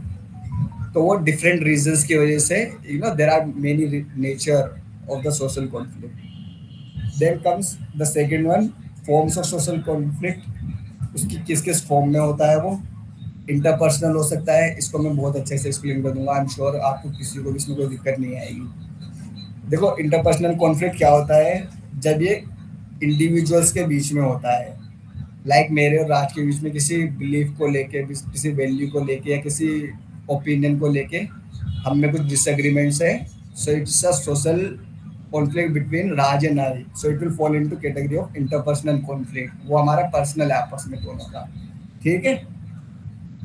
देन कम्स ग्रुप कॉन्फ्लिक्ट, ये दो ग्रुप्स के बीच में हो सकता है। सपोज करो दो क्लासेस है हमारे कॉलेज के, वो कहें कि मेरा कोर्स अच्छा है, सेकंड पर्सन सेज कि नहीं हमारा कोर्स अच्छा है, तो उनके बीच के जो दे हैव द डिस्प्यूट और difference in their opinion about the courses, तो वो वहाँ पे जो सोशल कॉन्फ्लिक्ट क्रिएट हो रहा है वो आपका ग्रुप में होगा। देन कम इंस्टीट्यूशनल, ये बेसिकली कंपनीज में हो सकता है। दो कंपनीज आपस में कॉम्पिटिटिव है just because they having different values और डिफरेंट ओपिनियन और द रिसोर्सेज। मार्केट एक ही है, दोनों कंपनीज को चाहिए कि ये हमें गेन करनी है मार्केट, ये कस्टमर्स कंज्यूमर्स हमें चाहिए, so there create a social conflict between them, तो वो इंस्टीट्यूशनल में आ जाता है। देन क्लास कॉन्फ्लिक्ट, वही रिच एंड पुअर वाला इकोनॉमिक की वजह से। उसके बाद है पॉलिटिकल कॉन्फ्लिक्ट, किसी पॉलिटिकल पार्टी के सपोर्ट की वजह से दो लोग अलग अलग पार्टीज को सपोर्ट करें, they can have a social conflict because of it. Then come ethnic and cultural, किसी की एथनिसिटी की वजह से कॉन्फ्लिक्ट होना, मेरी एथनिसिटी अलग है, सामने वाली की अलग है, इस चीज़ पे हमारे हो सकता है कॉन्फ्लिक्ट हो जाए, या हमारी कल्चरल वैल्यूज अलग है, कल्चरल बिलीव्स अलग है, उस तरीके से, ठीक है। कुछ इंटरनेशनल कॉन्फ्लिक्ट होते हैं, ये वाला मेंशन करना जरूरी है एग्जाम के पॉइंट ऑफ व्यू से, it will give you good mark. International conflict basically countries के बीच में जैसे होता है, अभी जैसे चल रहा है ईरान अमेरिका का, इट्स एन इंटरनेशनल कॉन्फ्लिक्ट। अब वो किसी भी वजह से हो, it is because of trade deal or just their XY reasons, तो ये आपका इंटरनेशनल कॉन्फ्लिक्ट में आ जाता है। अब हम इसके बाद पढ़ेंगे managing social conflict, how to manage it, like what are the resolution if there is a social conflict. तो इसके बाद फिर हमारे पास एक ही टॉपिक है, तो मैं थोड़ा जल्दी जल्दी कवर करता हूँ। सबसे पहली जो टर्म है हमारी इसमें मेथड ऑफ कॉन्फ्लिक्ट रिजोल्यूशन में, नेगोशिएशन। दो ग्रुप हैं, they having conflict about something, उन्होंने आपस में बातचीत करी and they come to an understanding कि चलो ठीक है यार इस बात को खत्म करो। सो वहाँ पे वो सोशल जो कॉन्फ्लिक्ट था वो खत्म हो गया थ्रू नेगोशिएशन, बातचीत करी उन्होंने अच्छे से, आपस में अंडरस्टैंडिंग दिखाई, so it ends the social conflict between them. Then come mediation, यहाँ पे हम थर्ड पर्सन को इंक्लूड करेंगे बीच में। राज के मेरे बीच में कुछ बहस हो गई किसी चीज को लेके, Aman comes the third person, he try to mediate between us कि हाँ यार मत करो ऐसे ऐसे। Aman does not have a authority here, Aman can not say कि मत करो और हम वहीं पे चुप हो जाएं। He just becomes a mediator, he trying to explain us कि हाँ इस चीज का फायदा नहीं है ये वो। Eight the end is Raj and me who has to decide कि हाँ हमें ये सोशल कॉन्फ्लिक्ट खत्म करना है या नहीं करना। Aman is just a mediator, he does not have any authority. Then come attribution, यहाँ पे फॉर्मल मेथड का यूज होगा। यहाँ पे जो हम थर्ड पर्सन इंक्लूड कर रहे हैं, he has a authority है। अगर मैंने अपना पक्ष रख दिया उसकी तरफ, अब यहाँ पे सपोज करो हमारे बीच में राज की मेरी लड़ाई हो रही थी या कुछ भी, तृप्ति जी को हमने बीच में इंक्लूड करा कि तृप्ति जी बताएंगे कि कौन सही है कौन गलत है, और हम वो मानेंगे भी जो वो कहेंगे। मैंने अपनी बात बता दी उनको, राज ने अपनी बात बता दी, फिर तृप्ति जी ने कहा नहीं यार सलीम तुम गलत कह रहे थे, राज सही था। सो आई लाइक ठीक है चलो मेरी गलती थी एंड तो इस तरीके से वो जो कॉन्फ्लिक्ट था हमारे बीच में वो यहाँ पे रिजोल्व हुआ। यहाँ पे जो मेडिएटर है has an authority to make a decision, ठीक है। देन कम्स कोलेबोरेशन, जब हम कोलेबोरेट करेंगे। यहाँ पे बेसिकली वो जो पहले था ना negotiation is just a better way. इसमें हम बेसिकली क्या करेंगे, अब जो मैंने बताया जैसे conflict is not always about something negative, जैसे अभी हम रिसोर्स के बारे में बात करते हैं इंस्टीट्यूशंस के बीच में कि हाँ 2 कंपनीज है उनको सेम मार्केट पकड़नी थी, उनमें अब कॉन्फ्लिक्ट है, तो बेसिकली क्या कर सकते हैं वो डिसाइड कर सकते हैं कि ठीक है भाई यहाँ की जो मार्केट है यहाँ की कंज्यूमर्स को हम इन्फ्लुएंस करेंगे, हम कैप्चर करेंगे, इधर के को आप करो। तो उन्होंने क्या करा, आपस में कोलेबरेट करा, तो उन्होंने एक विन विन सिचुएशन क्रिएट करी आपस में, यहाँ किसी का नुकसान नहीं हुआ। सो वो उस तरीके के सोशल जो कॉन्फ्लिक्ट होंगे उसको रिड्यूस करेगा कोलेबरेशन, ठीक है। देन कॉम्प्रोमाइज, कोई सिचुएशन ऐसी है वेयर वी नो कि हाँ यार इस लड़ाई का तो कोई फायदा नहीं है, so just compromise on it, ठीक है। एंड लास्ट इज अवॉइडेंस, अब कोई सिचुएशन है, अब राज और मैं हम किसी सिचुएशन में फंसे हुए हैं, तो मैं क्यों यार इतने इंपॉर्टेंट तो है नहीं वाली सिचुएशन, क्यों मैं फालतू में इसमें सोशल कॉन्फ्लिक्ट में फंस रहा हूँ इसके साथ, आई just avoid it, it's not that important for me. तो वो वहाँ पे ऐसे करके सोशल कॉन्फ्लिक्ट जो है वो खत्म हो जाएगा। और इस तरीके से ही बस इतना ही कुछ है इसमें, और तो ज़्यादा कुछ नहीं। बाकी आप लोग देख लेना अगर कुछ और मिल जाए तो। What is this Blake Mountain strategies? Because ये often I've seen this in exams. Really, I have not seen actually. अगर आपको पता है आप बता दो। नहीं मुझे पता ही नहीं ना, मुझे समझ ही नहीं आया था अभी। No, मैंने एक्चुअली वो पढ़ी नहीं है तो मुझे इसलिए नहीं पता। क्या क्या Okay. नाम कहाँ पर है वो? अब इसमें हमारा एक बस और इम्पोर्टेंट चीज रह गई है, वो और कवर कर देते हैं। That is आज 2D मॉडल, वो एग्जाम में आ भी चुका है, मैं तो देखा था आई गेस जितना मुझे याद है। Which 2D one? model- Say it again. 2D model, 2 dimensional model Yeah, that is important. 2D is important. हाँ, तो ये बेसिकली ना कॉन्फ्लिक्ट रिजोल्यूशन का ही पार्ट एक तरीके से। इसमें हमने क्या करा है, 2 डायमेंशंस लिए हैं यहाँ पे, एक असर्टिवनेस, दूसरा कोऑपरेटिवनेस। असर्टिवनेस बेसिकली क्या है, अगर कोई भी कॉन्फ्लिक्ट है या कोई भी आर्ग्यूमेंट है, उसमें अगर एक इंडिविजुअल है, he just think about himself, so he is showing his assertive side, he is being assertive in the situation. कोई भी कॉन्फ्लिक्ट था वहाँ पे, if I am just thinking about my own personal interest, I am being assertive there, तो उसका assertiveness हो गई। Then cooperativeness, a person is trying to cooperate in the situation कि हाँ ठीक है ऐसे करते हैं so that you don't get lose there, वहाँ पे मतलब how to put it in that word, या a person who is concern others, जहाँ पे मैं असर्टिवनेस में अपना पर्सनल इंटरेस्ट देख रहा था, कोऑपरेटिवनेस में मैं देखूंगा कि हाँ हम दोनों का ही फायदा हो या एटलीस्ट दूसरे पर्सन का फायदा हो जाए और सिचुएशन रिजॉल्व हो जाए इस तरीके से। तो ये हमारी 2 डायमेंशनल्स है, डायमेंशन, असर्टिवनेस और कोऑपरेटिवनेस। इनके बेसिस पे हमारे पास ना 5 सिचुएशन क्रिएट होंगी, क्योंकि जो ये असर्टिवनेस और कोऑपरेटिवनेस है ये अलग अलग रेंज में हो सकती हैं, लो, मीडियम, हाई। कोई पर्सन लो असर्टिव हो सकता है, कोई मीडियम असर्टिव हो सकता है, कोई हाई असर्टिव हो सकता है, ऐसे कोई पर्सन लो असर्टिव हो सकता है, लो कोऑपरेटिव हो सकता है, मीडियम और हाई कोऑपरेटिव हो सकता है। तो जो हमारे इसमें वो बनेंगे ना मॉडल्स, जो 5 तरीके की सिचुएशंस क्रिएट हो सकती है इन 2 के कॉम्बिनेशन से, हम उनकी बात कर लेते हैं, ठीक है। पहली है कंपीटिंग। कंपीटिंग में क्या होगा, एक इंडिविजुअल हाईली असर्टिव होगा और दूसरा जो इंडिविजुअल होगा वो लो ऑन कोऑपरेटिवनेस होगा। तो ऐसे सिचुएशन में बेसिकली होगा क्या, जो बंदा है ना वो अपने पर्सनल नीड्स को प्रायोरिटाइज करेगा। सपोज करो एक कंपनी है, वहाँ पे एक प्रोजेक्ट है that needs to be done within given time limit, तो वहाँ का जो मैनेजर है या बॉस है, he will not care about the employees there, he will just care about his personal interest. वो कहेगा ओवर टाइम करो, कुछ भी करो, आई डोंट केयर, मुझे ये प्रोजेक्ट पूरा चाहिए। सो that is your competing. A high assertive individual having his authority over low cooperativeness people, ठीक है। देन कम अवॉइडेंस, इसमें क्या होता है, लो असर्टिवनेस होता है और लो कोऑपरेटिवनेस। मैंने वो शेयर किया एक आपके साथ, इसके साथ लो और हाई का ना चार्ट सा, आप आई थिंक उससे समझाओगे तो they'll be better be able to understand everyone. आप एक्सप्लेन करो, शेफाली इज बेटर अगर ऐसा है तो। अरे नहीं नहीं नहीं मेरी प्लीज प्लीज एनर्जी नहीं प्लीज। होती। नहीं, अरे actually I have to leave for somewhere. वैसे भी ये 5 मिनट ही लगेंगे, एक तो मैं एक्सप्लेन कर ही चुका हूँ, 4 पॉइंट हो रहे हैं बस। अमन आप शो कर देना। ओके। क्या है ये? I take the lead, thank you. Okay ये सो क्या? Guys like you can remember it with the help of this chart. ये मैंने ना मतलब एक चार्ट बनाया था, तो इसमें क्या है, ये on like this X axis we have assertiveness और नीचे वी हैव कोऑपरेटिवनेस। तो जैसे जैसे असर्टिवनेस बढ़ती है, तो लाइक अगर आप देखो तो सबसे नीचे अगर हम देखें असर्टिवनेस सबसे नीचे में है, मतलब असर्टिवनेस भी लो है और कॉपरेटिवनेस भी लो है, मतलब वो कॉपरेटिव भी नहीं है असर्टिवनेस भी नहीं है, तो वो अवॉइडिंग स्टेट हो जाती है। अगर जैसे जैसे हमारी कॉपरेशन स्टेट बढ़ रही है लेकिन असर्टिवनेस नहीं बढ़ रही है, then that is accommodative stage. अब यही अगर दूसरे वाई एक्सिस पे हम जाएं तो वाई एक्सिस पे अवॉइडिंग, मतलब अगर असर्टिवनेस टॉप पे चली जाती है तो दैट इज कंपीटिंग स्टेज, कि that person is in competing stage.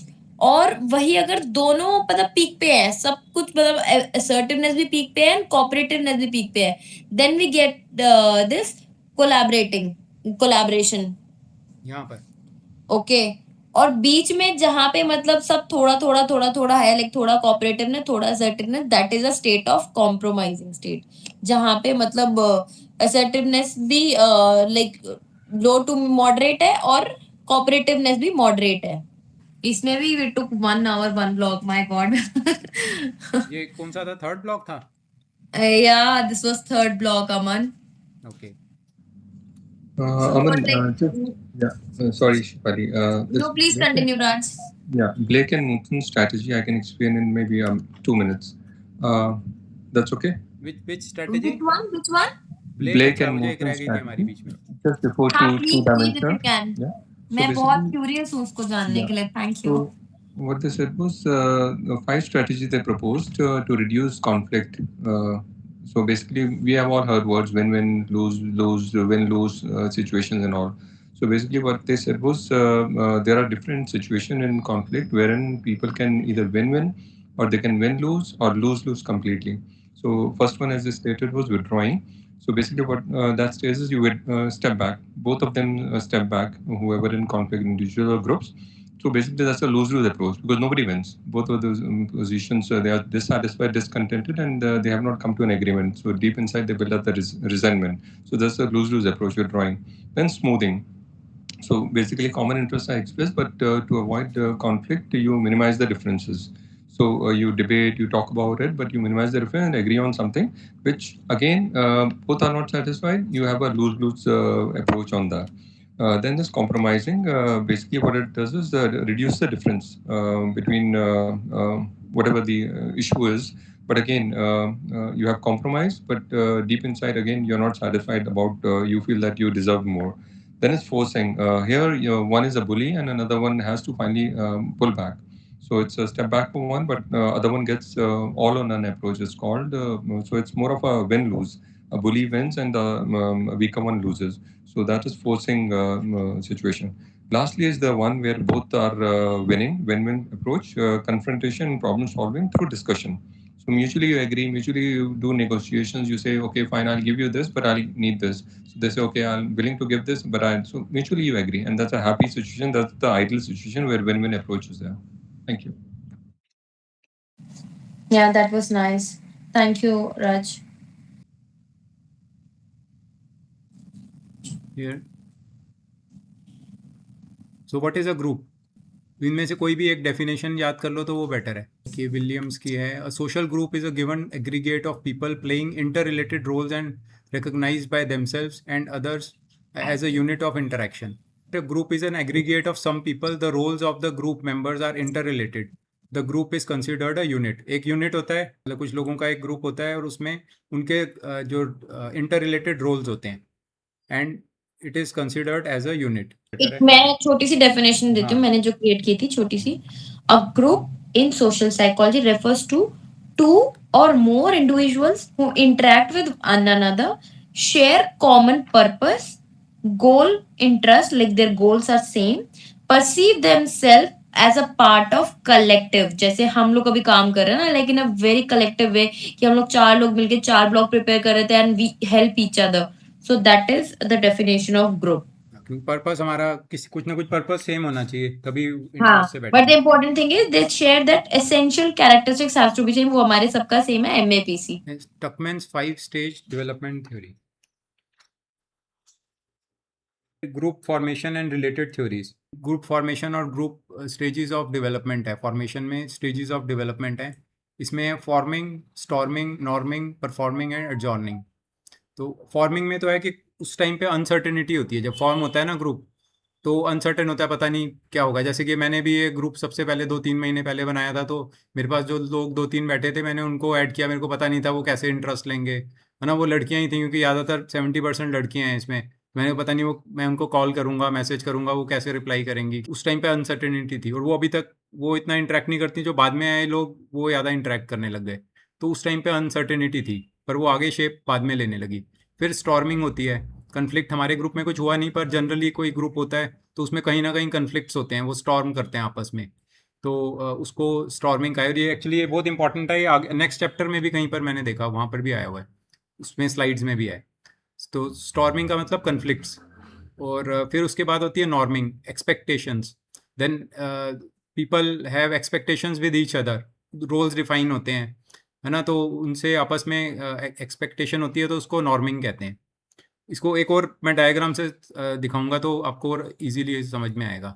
And then there is performing. Performing means थोड़ा फोकस टास्क होता है। जैसे अब हम परफॉर्म कर रहे हैं, हम पिछले 1-1.5 महीने में इतना इंटरेस्टेड नहीं थे, क्योंकि अब एग्जाम्स पास हैं, तो उस टाइम पे टास्क फोकस है हमारा, तो देन परफॉर्मिंग हुए। तो इससे पहले ही हमने एक्सपेक्टेशन सेट कर दी थी, अब टास्क फोकस है। एंड उसके बाद फिर एडजॉर्निंग होता है, डिसोल्यूशन होता है। एग्जाम्स के बाद हमारा शायद डिसॉल्व हो ग्रुप, तो उस टाइम पे एडजॉर्निंग होती है। इंपॉर्टेंट फीचर्स हैं, वन और more individual come together and influence each other. ठीक है, ये ग्रुप का एक फीचर है कि वन और more individuals, this is very easy. There are social interactions and relationships among the individual members of a group. कुछ ना कुछ सोशल इंटरेक्शन होती है, आपस में रिलेशनशिप होती है, तभी है। जैसे सपोज हमारा एक ग्रुप है, तो इसमें हमारा साइकोलॉजी एक रिलेशनशिप है। And there exist some common motives, drives, interest, emotions etcetera. Most group members, क्योंकि इंटरेस्ट सेम होंगे, इमोशंस होंगे, तभी ग्रुप में कनेक्टेड रहेंगे लोग। Then there is communication among group members, both verbal and non verbal. तो मतलब लैंग्वेज का कम्युनिकेशन कह लो, या अगर कोई ग्रुप फिजिकल ग्रुप है, जनरली ये फिजिकल ग्रुप्स की बात कर रहे हैं, तो जो फिजिकल ग्रुप्स होता है आपस में, अगर वर्बल हो या नॉन वर्बल। मैंने ऐसे भी ग्रुप देखे कि जहाँ लोग, बच्चे बोल नहीं पा रहे थे, पर उनका ग्रुप था, वो आपस में एक दिन मैंने देखा वो झगड़ा कर रहे थे, तो वो देवर मतलब लिसनिंग, जो बोल नहीं पाते ना, डफ एंड डम होते हैं, वो बच्चे थे, उनका ग्रुप था। और आपस में 2 लड़के झगड़ा कर रहे थे, और वो एकदम एक्शन से कर रहे थे झगड़ा, बिल्कुल नॉन वर्बल। तो ग्रुप में एक ये भी है कि कॉमन उनकी लैंग्वेज है वो एक बोलने की। तो group members have some common object of attention and group members stimulate each other. जैसे कि हमारा अब यहाँ पर एक कॉमन ऑब्जेक्ट है कि मार्क्स अच्छे लाने हैं इसमें, है ना, डिस्टिंक्शन लानी है, और ग्रुप मेंबर्स जो है आपस में एक दूसरे को स्टिमुलेट करते हैं, तो वो तभी चल पाएगा ग्रुप। ये भी एक इसका फीचर है। They have common loyalty and participate in similar activities. Like एक दूसरे के लिए लॉयल हैं और सिमिलर एक्टिविटीज़ है, तभी ये भी एक इम्पॉर्टेंट फीचर है, अदरवाइज ऑपरेट नहीं कर पाएगा group. There exist feeling of unity in group, है ना। Group members treat each other with respect and regard and has a sense of comrade that develops among them. तो अगर अगर unity ना हो, तो फिर वो ग्रुप डिसॉल्व हो जाएगा, या फिर कुछ मेंबर्स उसमें से निकल जाएंगे। तो उनको रिस्पेक्ट से मतलब एक दूसरे को रिस्पेक्ट देना, ये भी एक फीचर है ग्रुप का। The action of the members is controlled by the group. उनका मेंबर्स का एक्शन जो है वो किसी ना किसी लेवल पे कंट्रोल्ड होता ही है हर ग्रुप में। There are some customs, norms and procedures which are acceptable to everyone, but if exception happens, then the particular member will be ostracated from the group. तो अगर कुछ नॉर्म्स को फॉलो नहीं करें तो वो बाहर निकल जाएंगे। तो अगर ये वाली फीचर्स अगर फॉर्म ना करें, जैसे कि अगर कोई एक्शन में कंट्रोल ना हो, तो वो ग्रुप फिर ग्रुप नहीं कहलाता, फिर वो क्राउड कहलाता है, या कुछ और कहलाएगा। मॉब कहलाएगा।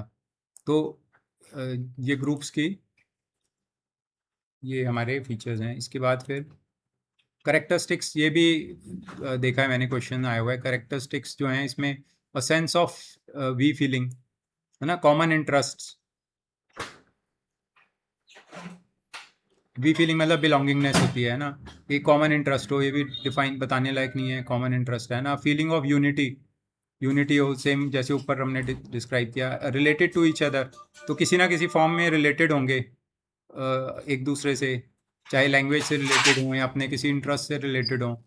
नहीं, we can come directly to the crowd, क्योंकि इसमें बस ये इंपॉर्टेंट है ना, डेफिनेशंस। दिस 3 मार्क में आता है ये। Right right. ग्रुप डायनामिक और क्राउड बिहेवियर का मीनिंग पूछते हैं, तो I think we can come to the crowd directly. एक बार बस इसको ऐसे ही नेविगेट कर लेते हैं इसमें और क्या क्या है अभी। Group formation and related theories. तो फॉर्मिंग ये मैंने डिफाइन कर ही दिया ना, फॉर्मिंग, स्टॉर्मिंग, नॉर्मिंग, ये इंपॉर्टेंट है, ये पढ़ लेना अच्छा है। और एडजॉर्निंग, इसको कुछ याद करने के लिए वैसे भी लिख लेना। और इसके बीच में से ऐसे भी आ सकता है एडजॉर्निंग का खाली 3 मार्क्स का आ जाए। Theories of group formation, classical theory है, जॉर्ज होमस की क्लासिकल थ्योरी है। इसके अंदर क्या है कि this theory indicates that when individuals share common activities they will have more interaction and will develop attitudes. ठीक है, इनमें कॉमन एक्टिविटी के बेसिस पे है। सोशल एक्सचेंज थ्योरी ये कह रही है कि कुछ ना कुछ गिव एंड टेक है, उसमें एक्सचेंज है कुछ ना कुछ, तभी ग्रुप है। सोशल आइडेंटिटी थ्योरी है कि हर कोई जो है ना वो अपनी ग्रुप से आइडेंटिटी इस्टेब्लिश कर लेता है। जैसे कि अगर हम किसी जब क्लब में जाते हैं तो वहाँ पर जिस तरह के भी लोग, गोल्फ क्लब में गए तो हम फिर गोल्फ को अपना एक आइडेंटिटी उससे हम रिलेट कर लेते हैं गोल्फ क्लब से, चाहे हम वैसे गोल्फ ना खेलते हो। तो इसमें एक क्लासिकल थ्योरी हमने यहाँ पर देख ही ली है, ये अब मैं शेयर कर दूंगा, आप देख लेना। The strongest groups do not just change we what we do, they change who we are.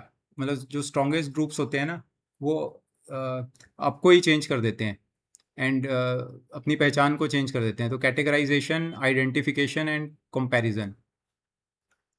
मैं ये आपको बता रहा था, इस जो सबसे इंपॉर्टेंट है इसमें, group mature through predictable 5 stages. यहाँ से फॉर्म होता है थोड़ा सा इस लेवल पे, आप इसका लेवल देखना इफेक्टिवनेस। तो यहाँ पर इधर आए इनडिसिसिव होता है, फिर उसके बाद थोड़ा सा नीचे जाता है तो स्टॉर्मिंग होती है, यहाँ पर कन्फ्लिक्ट्स होते हैं। फिर यहाँ पर थोड़ा सा लोगों को रोल्स रिस्पॉन्सिबिलिटीज़ पता करती हैं, एक लेवल पे उठता है। फिर यहाँ पर एक लेवल पे आके परफॉर्म कर रहा है, जैसे अभी हमारा ग्रुप कर रहा है परफॉर्म। बट हमारा मतलब वो फिजिकल ग्रुप नहीं है, ये फिजिकल ग्रुप्स के बारे में बात कर रहे हैं। और उसके बाद फिर ये नीचे जाके एडजॉर्न हो जाता है। ठीक है, इसमें आगे इन सबको एक्सप्लेन किया हुआ है, ये पढ़ लेंगे एक बार तो क्लियर हो जाएगा। 10 हिडन लॉज भी जो अभी पीछे आए थे ना लॉज, वो इसके अंदर यहाँ पर दिए हुए हैं। रूल्स जो हैं ये देख लेना है ना, टाइम से फुर्सत से देख लेना। Mastering group dynamics requires balance, immense synergy with inevitable friction. तो ये ग्रुप डायनेमिक्स के बारे में बात किया है। The ultimate tool, groups are our primary survival mechanism, providing identity, elevated performance and essential psychological support. Okay, the hidden trap, but they are also the root of conformity, social lofting and bitter adversarial conflict. तो अगर group form होगा तो कुछ इसके अंदर ये सब भी इश्यूज भी आएंगे कुछ ना कुछ। The takeaway, true leadership requires understanding the gravity, life cycle and hidden rules of groups to harness their power while mitigating their psychological traps. So with some knowledge we can mitigate these things. Okay, इसके बाद measurement of group dynamics. Measurement के वो tools जो दिख रहे थे ना हमें उसमें वो सब है यहाँ। इसमें देखो ग्रुप डेवलपमेंट, अब हमने पहले वो जो पढ़ रहे थे वो फिर दोबारा यहाँ पर दिख रहा है। Forming, storming, norming, performing. Third हमारा क्या है, social identity, crowding and crowd behaviour. अब ये क्राउड से रिलेटेड है। सेल्फ कॉन्सेप्ट के बारे में पढ़ लेना। सेल्फ कॉन्सेप्ट मतलब कि हमारा अपना जो कॉन्सेप्ट होता है अपने बारे में, वो सेल्फ कॉन्सेप्ट है। तो ये इसलिए कहा हुआ है क्योंकि हम अपनी आइडेंटिटी किसी ना किसी ग्रुप से ज़रूर बनाते हैं, इस्टेब्लिश करते हैं। तो social identity theory explains how people develop a sense of membership and belonging in a group.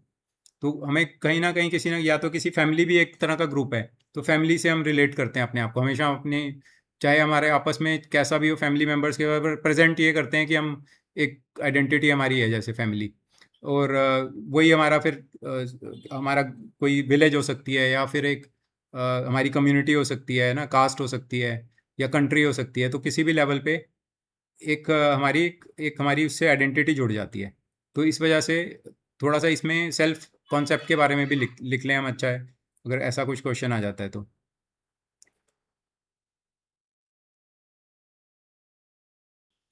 Crowd behaviour, अब क्राउड बिहेवियर के ऊपर आ गए हैं। Crowd behaviour involve 3 aspects: psychological continuity, okay, then polarization of interest and attention, and then transition and temporary character। तो crowd जो होगा ना, वो ऐसी चीज़ होती है कि जहाँ पर वो कभी भी मतलब क्रिएट हो सकता है। क्राउड एक ऐसी टेम्परेरी चीज़ होती है जो कि कभी भी ट्रांजिशन भी हो सकता है, चेंज हो सकता है, कि टेम्परेरी नेचर होती है, करेक्टर है। पोलराइजेशन मतलब कि कुछ ना कुछ इंटरेस्ट होता है, जैसे कि अगर कोई बंदर का नाच ही दिखा रहा है तो उसका एंटरटेनमेंट एक पोलराइजेशन है, वो लोग देख रहे हैं उसका कि एकदम से क्राउड इकट्ठा हो गया। या फिर कोई झगड़ा हो रहा है तो उसका भी एक कुछ ना कुछ पोलराइज कर रहा है, कुछ इंटरेस्ट है उसमें, तो इस वजह से ही क्राउड जनरेट होता है। और एक साइकोलॉजिकल कंटिन्यूटी होती है उसमें, कुछ ना कुछ लोगों को कुछ ना कुछ उससे मिल रहा होता है साइकोलॉजिकली, इस वजह से ही क्राउड्स फॉर्म होते हैं। अभी नीचे जाके और क्राउड्स की अलग अलग फॉर्म्स भी इकट्ठी होंगी। तो a crowd collects because some curiosity, interest or other temporary causes and dissolves as many as it causes vanishes। एकदम से डिसॉल्व भी हो जाता है क्राउड। देन 2 तरह के ये क्राउड्स हैं। एक्टिव क्राउड है, एक्टिव क्राउड में एग्रेसिव क्राउड होता है, एग्रेसिवनेस होती है ना, जिसमें कि मतलब वो कुछ ना कुछ डिस्ट्रक्टिव फ्रेम ऑफ माइंड होता है, जिसमें जैसे कहीं पर ये जैसे हमारा डेली में वो हुए थे, रॉयट्स हुए थे, उस तरह का कुछ डिस्ट्रक्टिव होता है। पैनिकिंग क्राउड होता है, जैसे कि रेलवे स्टेशन पे स्टैम्पेड हो गई थी, उस तरह का पैनिकिंग क्राउड है, जिसमें कि हम लाइफ सेविंग मतलब करते हैं, लोग करते हैं, लाइफ बचाने के लिए वो करते हैं। हम कई बार ऐसे केसेस देख लिए हैं। ठीक है। एक्विजिटिव क्राउड है, उसका the aim and objective of each of its members is to obtain or acquire something। This type of crowd composed almost entirely of different individuals whose objective is to gain or obtain something। ये इस तरह का है जैसे कि वो लगता है भंडारा सा लगता है ना, लंगर सा, तो उसमें लोग खाने खाने का ऑब्जेक्टिव होता है उनका, वो एक क्राउड लगा के खड़े हो जाते हैं। इसी तरह से सिनेमा की टिकट है, कैरोसिन ऑयल कुछ लेना है, तो उस तरह का कुछ क्राउड हो सकता है। एक्सप्रेसिव क्राउड है, जो कि कुछ डेमोन्स्ट्रेट कर रहा है जंतर मंतर पे, वो एक्सप्रेसिव हो सकता है। और मे बी कि ये पॉजिटिव भी एक्सप्रेशन हो सकता है इसमें। तो किसी भी तरह का एक्सप्रेसिव क्राउड है। तो inactive crowd,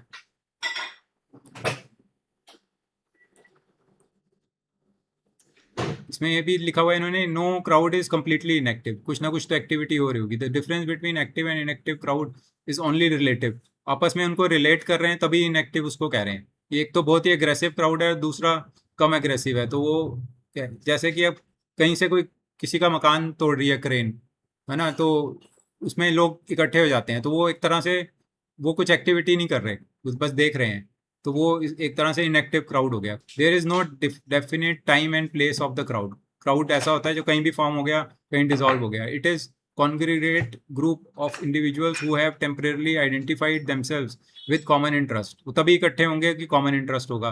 It seems that members are motivated by emotions and soon become uncontrollable। कुछ टाइम के बाद uncontrollable हो गए। The behavior of crowd is not certain। People within the crowd stimulate each other। एक दूसरे को stimulate करके और बढ़ा देते हैं उसमें चीज़। Members of the crowd are generally uncontrolled, unorganized and disordered। ठीक है, ये हमने पहले भी डिस्कस किया कि वो क्राउड हो जाएगा अगर ग्रुप डिसऑर्डर्ड है। Members are motivated by emotions and soon become uncontrollable. The curiosity, values and emotions are temporarily identical and which arises because of common interest. Immersed in the crowd, the individual loses self-control and may engage in different types of activities। Then crowd behavior,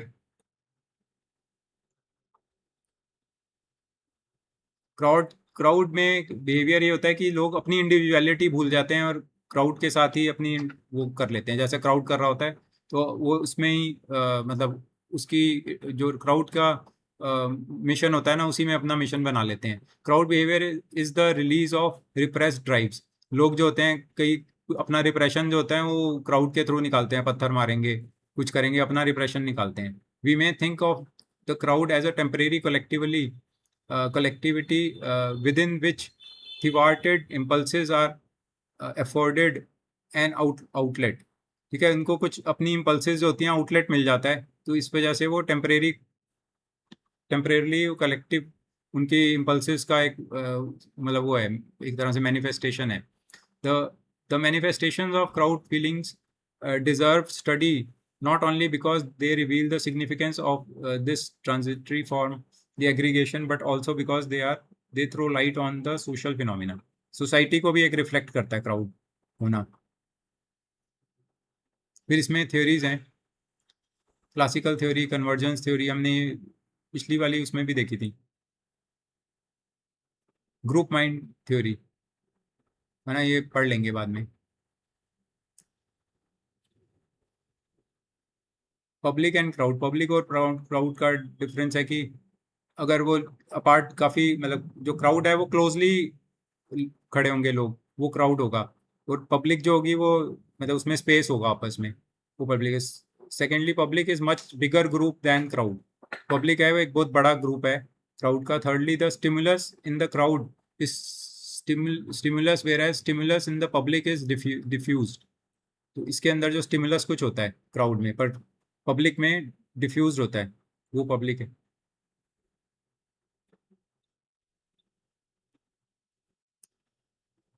collective behaviour, collective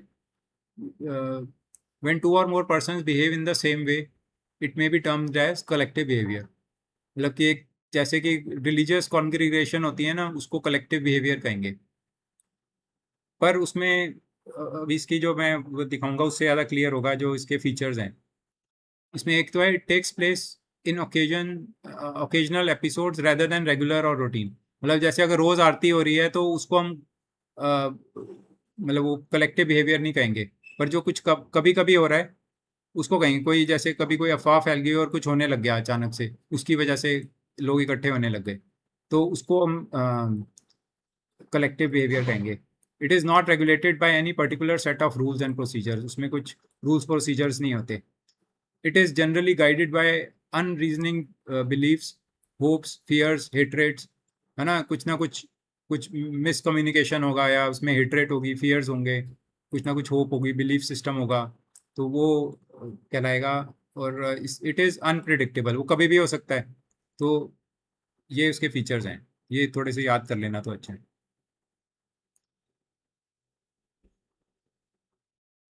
collective behaviour entails a crisis or a break in regular routine।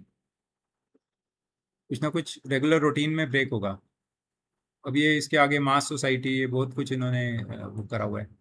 Audience, Not at all important, Aman. Just हाँ leave it. इसको अब ये वैसे ही अगर आप देखोगे तो आप कुछ ना कुछ बना के लिख सकते हो। ऑडियंस क्या है, बस कॉपरेशन का कंपटीशन का डिफरेंस बता दो, because that is the only important thing left. बाकी तो I think we can do, because अभी नेक्स्ट सेशन भी शुरू होगा 8 o'clock, so it is getting late. Social contact से या कम्युनिकेशन से हम कोऑपरेट करते हैं आपस में। कोऑपरेशन का क्या ये मतलब है कि आपस में किसी ना किसी वे में एक दूसरे को सपोर्ट करना, है ना। तो इसके दो एलिमेंट्स हैं, कॉमन एंड ऑर्गेनाइज्ड एफर्ट। एक तो ऑर्गेनाइज्ड एफर्ट है, कुछ ना कुछ ऑर्गेनाइज्ड है, जैसे हम भी ऑर्गेनाइज होके कर रहे हैं, और उसका एक कुछ ना कुछ एंड जो है वो कॉमन, हमारा कुछ ना कुछ गोल है या उसको कॉमन एंड कहा गया है। It is a process by which individuals और groups combine their effort in a more और less organized way for the attainment of common objective. ठीक है, ये बड़ी सिंपल सी डेफिनेशन है इसकी। मतलब कुछ लोग इसमें आप क्लोज आएंगे एक साथ और तभी ये होगा। Yeah, I think we are good enough. Desire for Because individual this believes, ये is सब the पढ़ only लेंगे। important question from this कि बस difference between cooperation and ये। मतलब ये I ऐसी think चीज़ है we're इसमें done हम with खुद भी this. थोड़ा सा दिमाग लगाएं तो हम कुछ कर सकते हैं। टाइप हाँ, ऑफ इसमें लिख कोऑपरेशन, सकते हैं है बिल्कुल, ना, of course. Direct, indirect, So primary, secondary, quickly, tertiary. you're willing to do block 2? ठीक है, तो अभी के लिए सेशन यहाँ पे एंड करते हैं, because it's quite long now. अभी आधे घंटा तो वी नीड अ ब्रेक ना फॉर द नेक्स्ट सेशन। सो अभी के लिए सेशन एंड करते हैं. We'll discuss this question paper once like tomorrow. Okay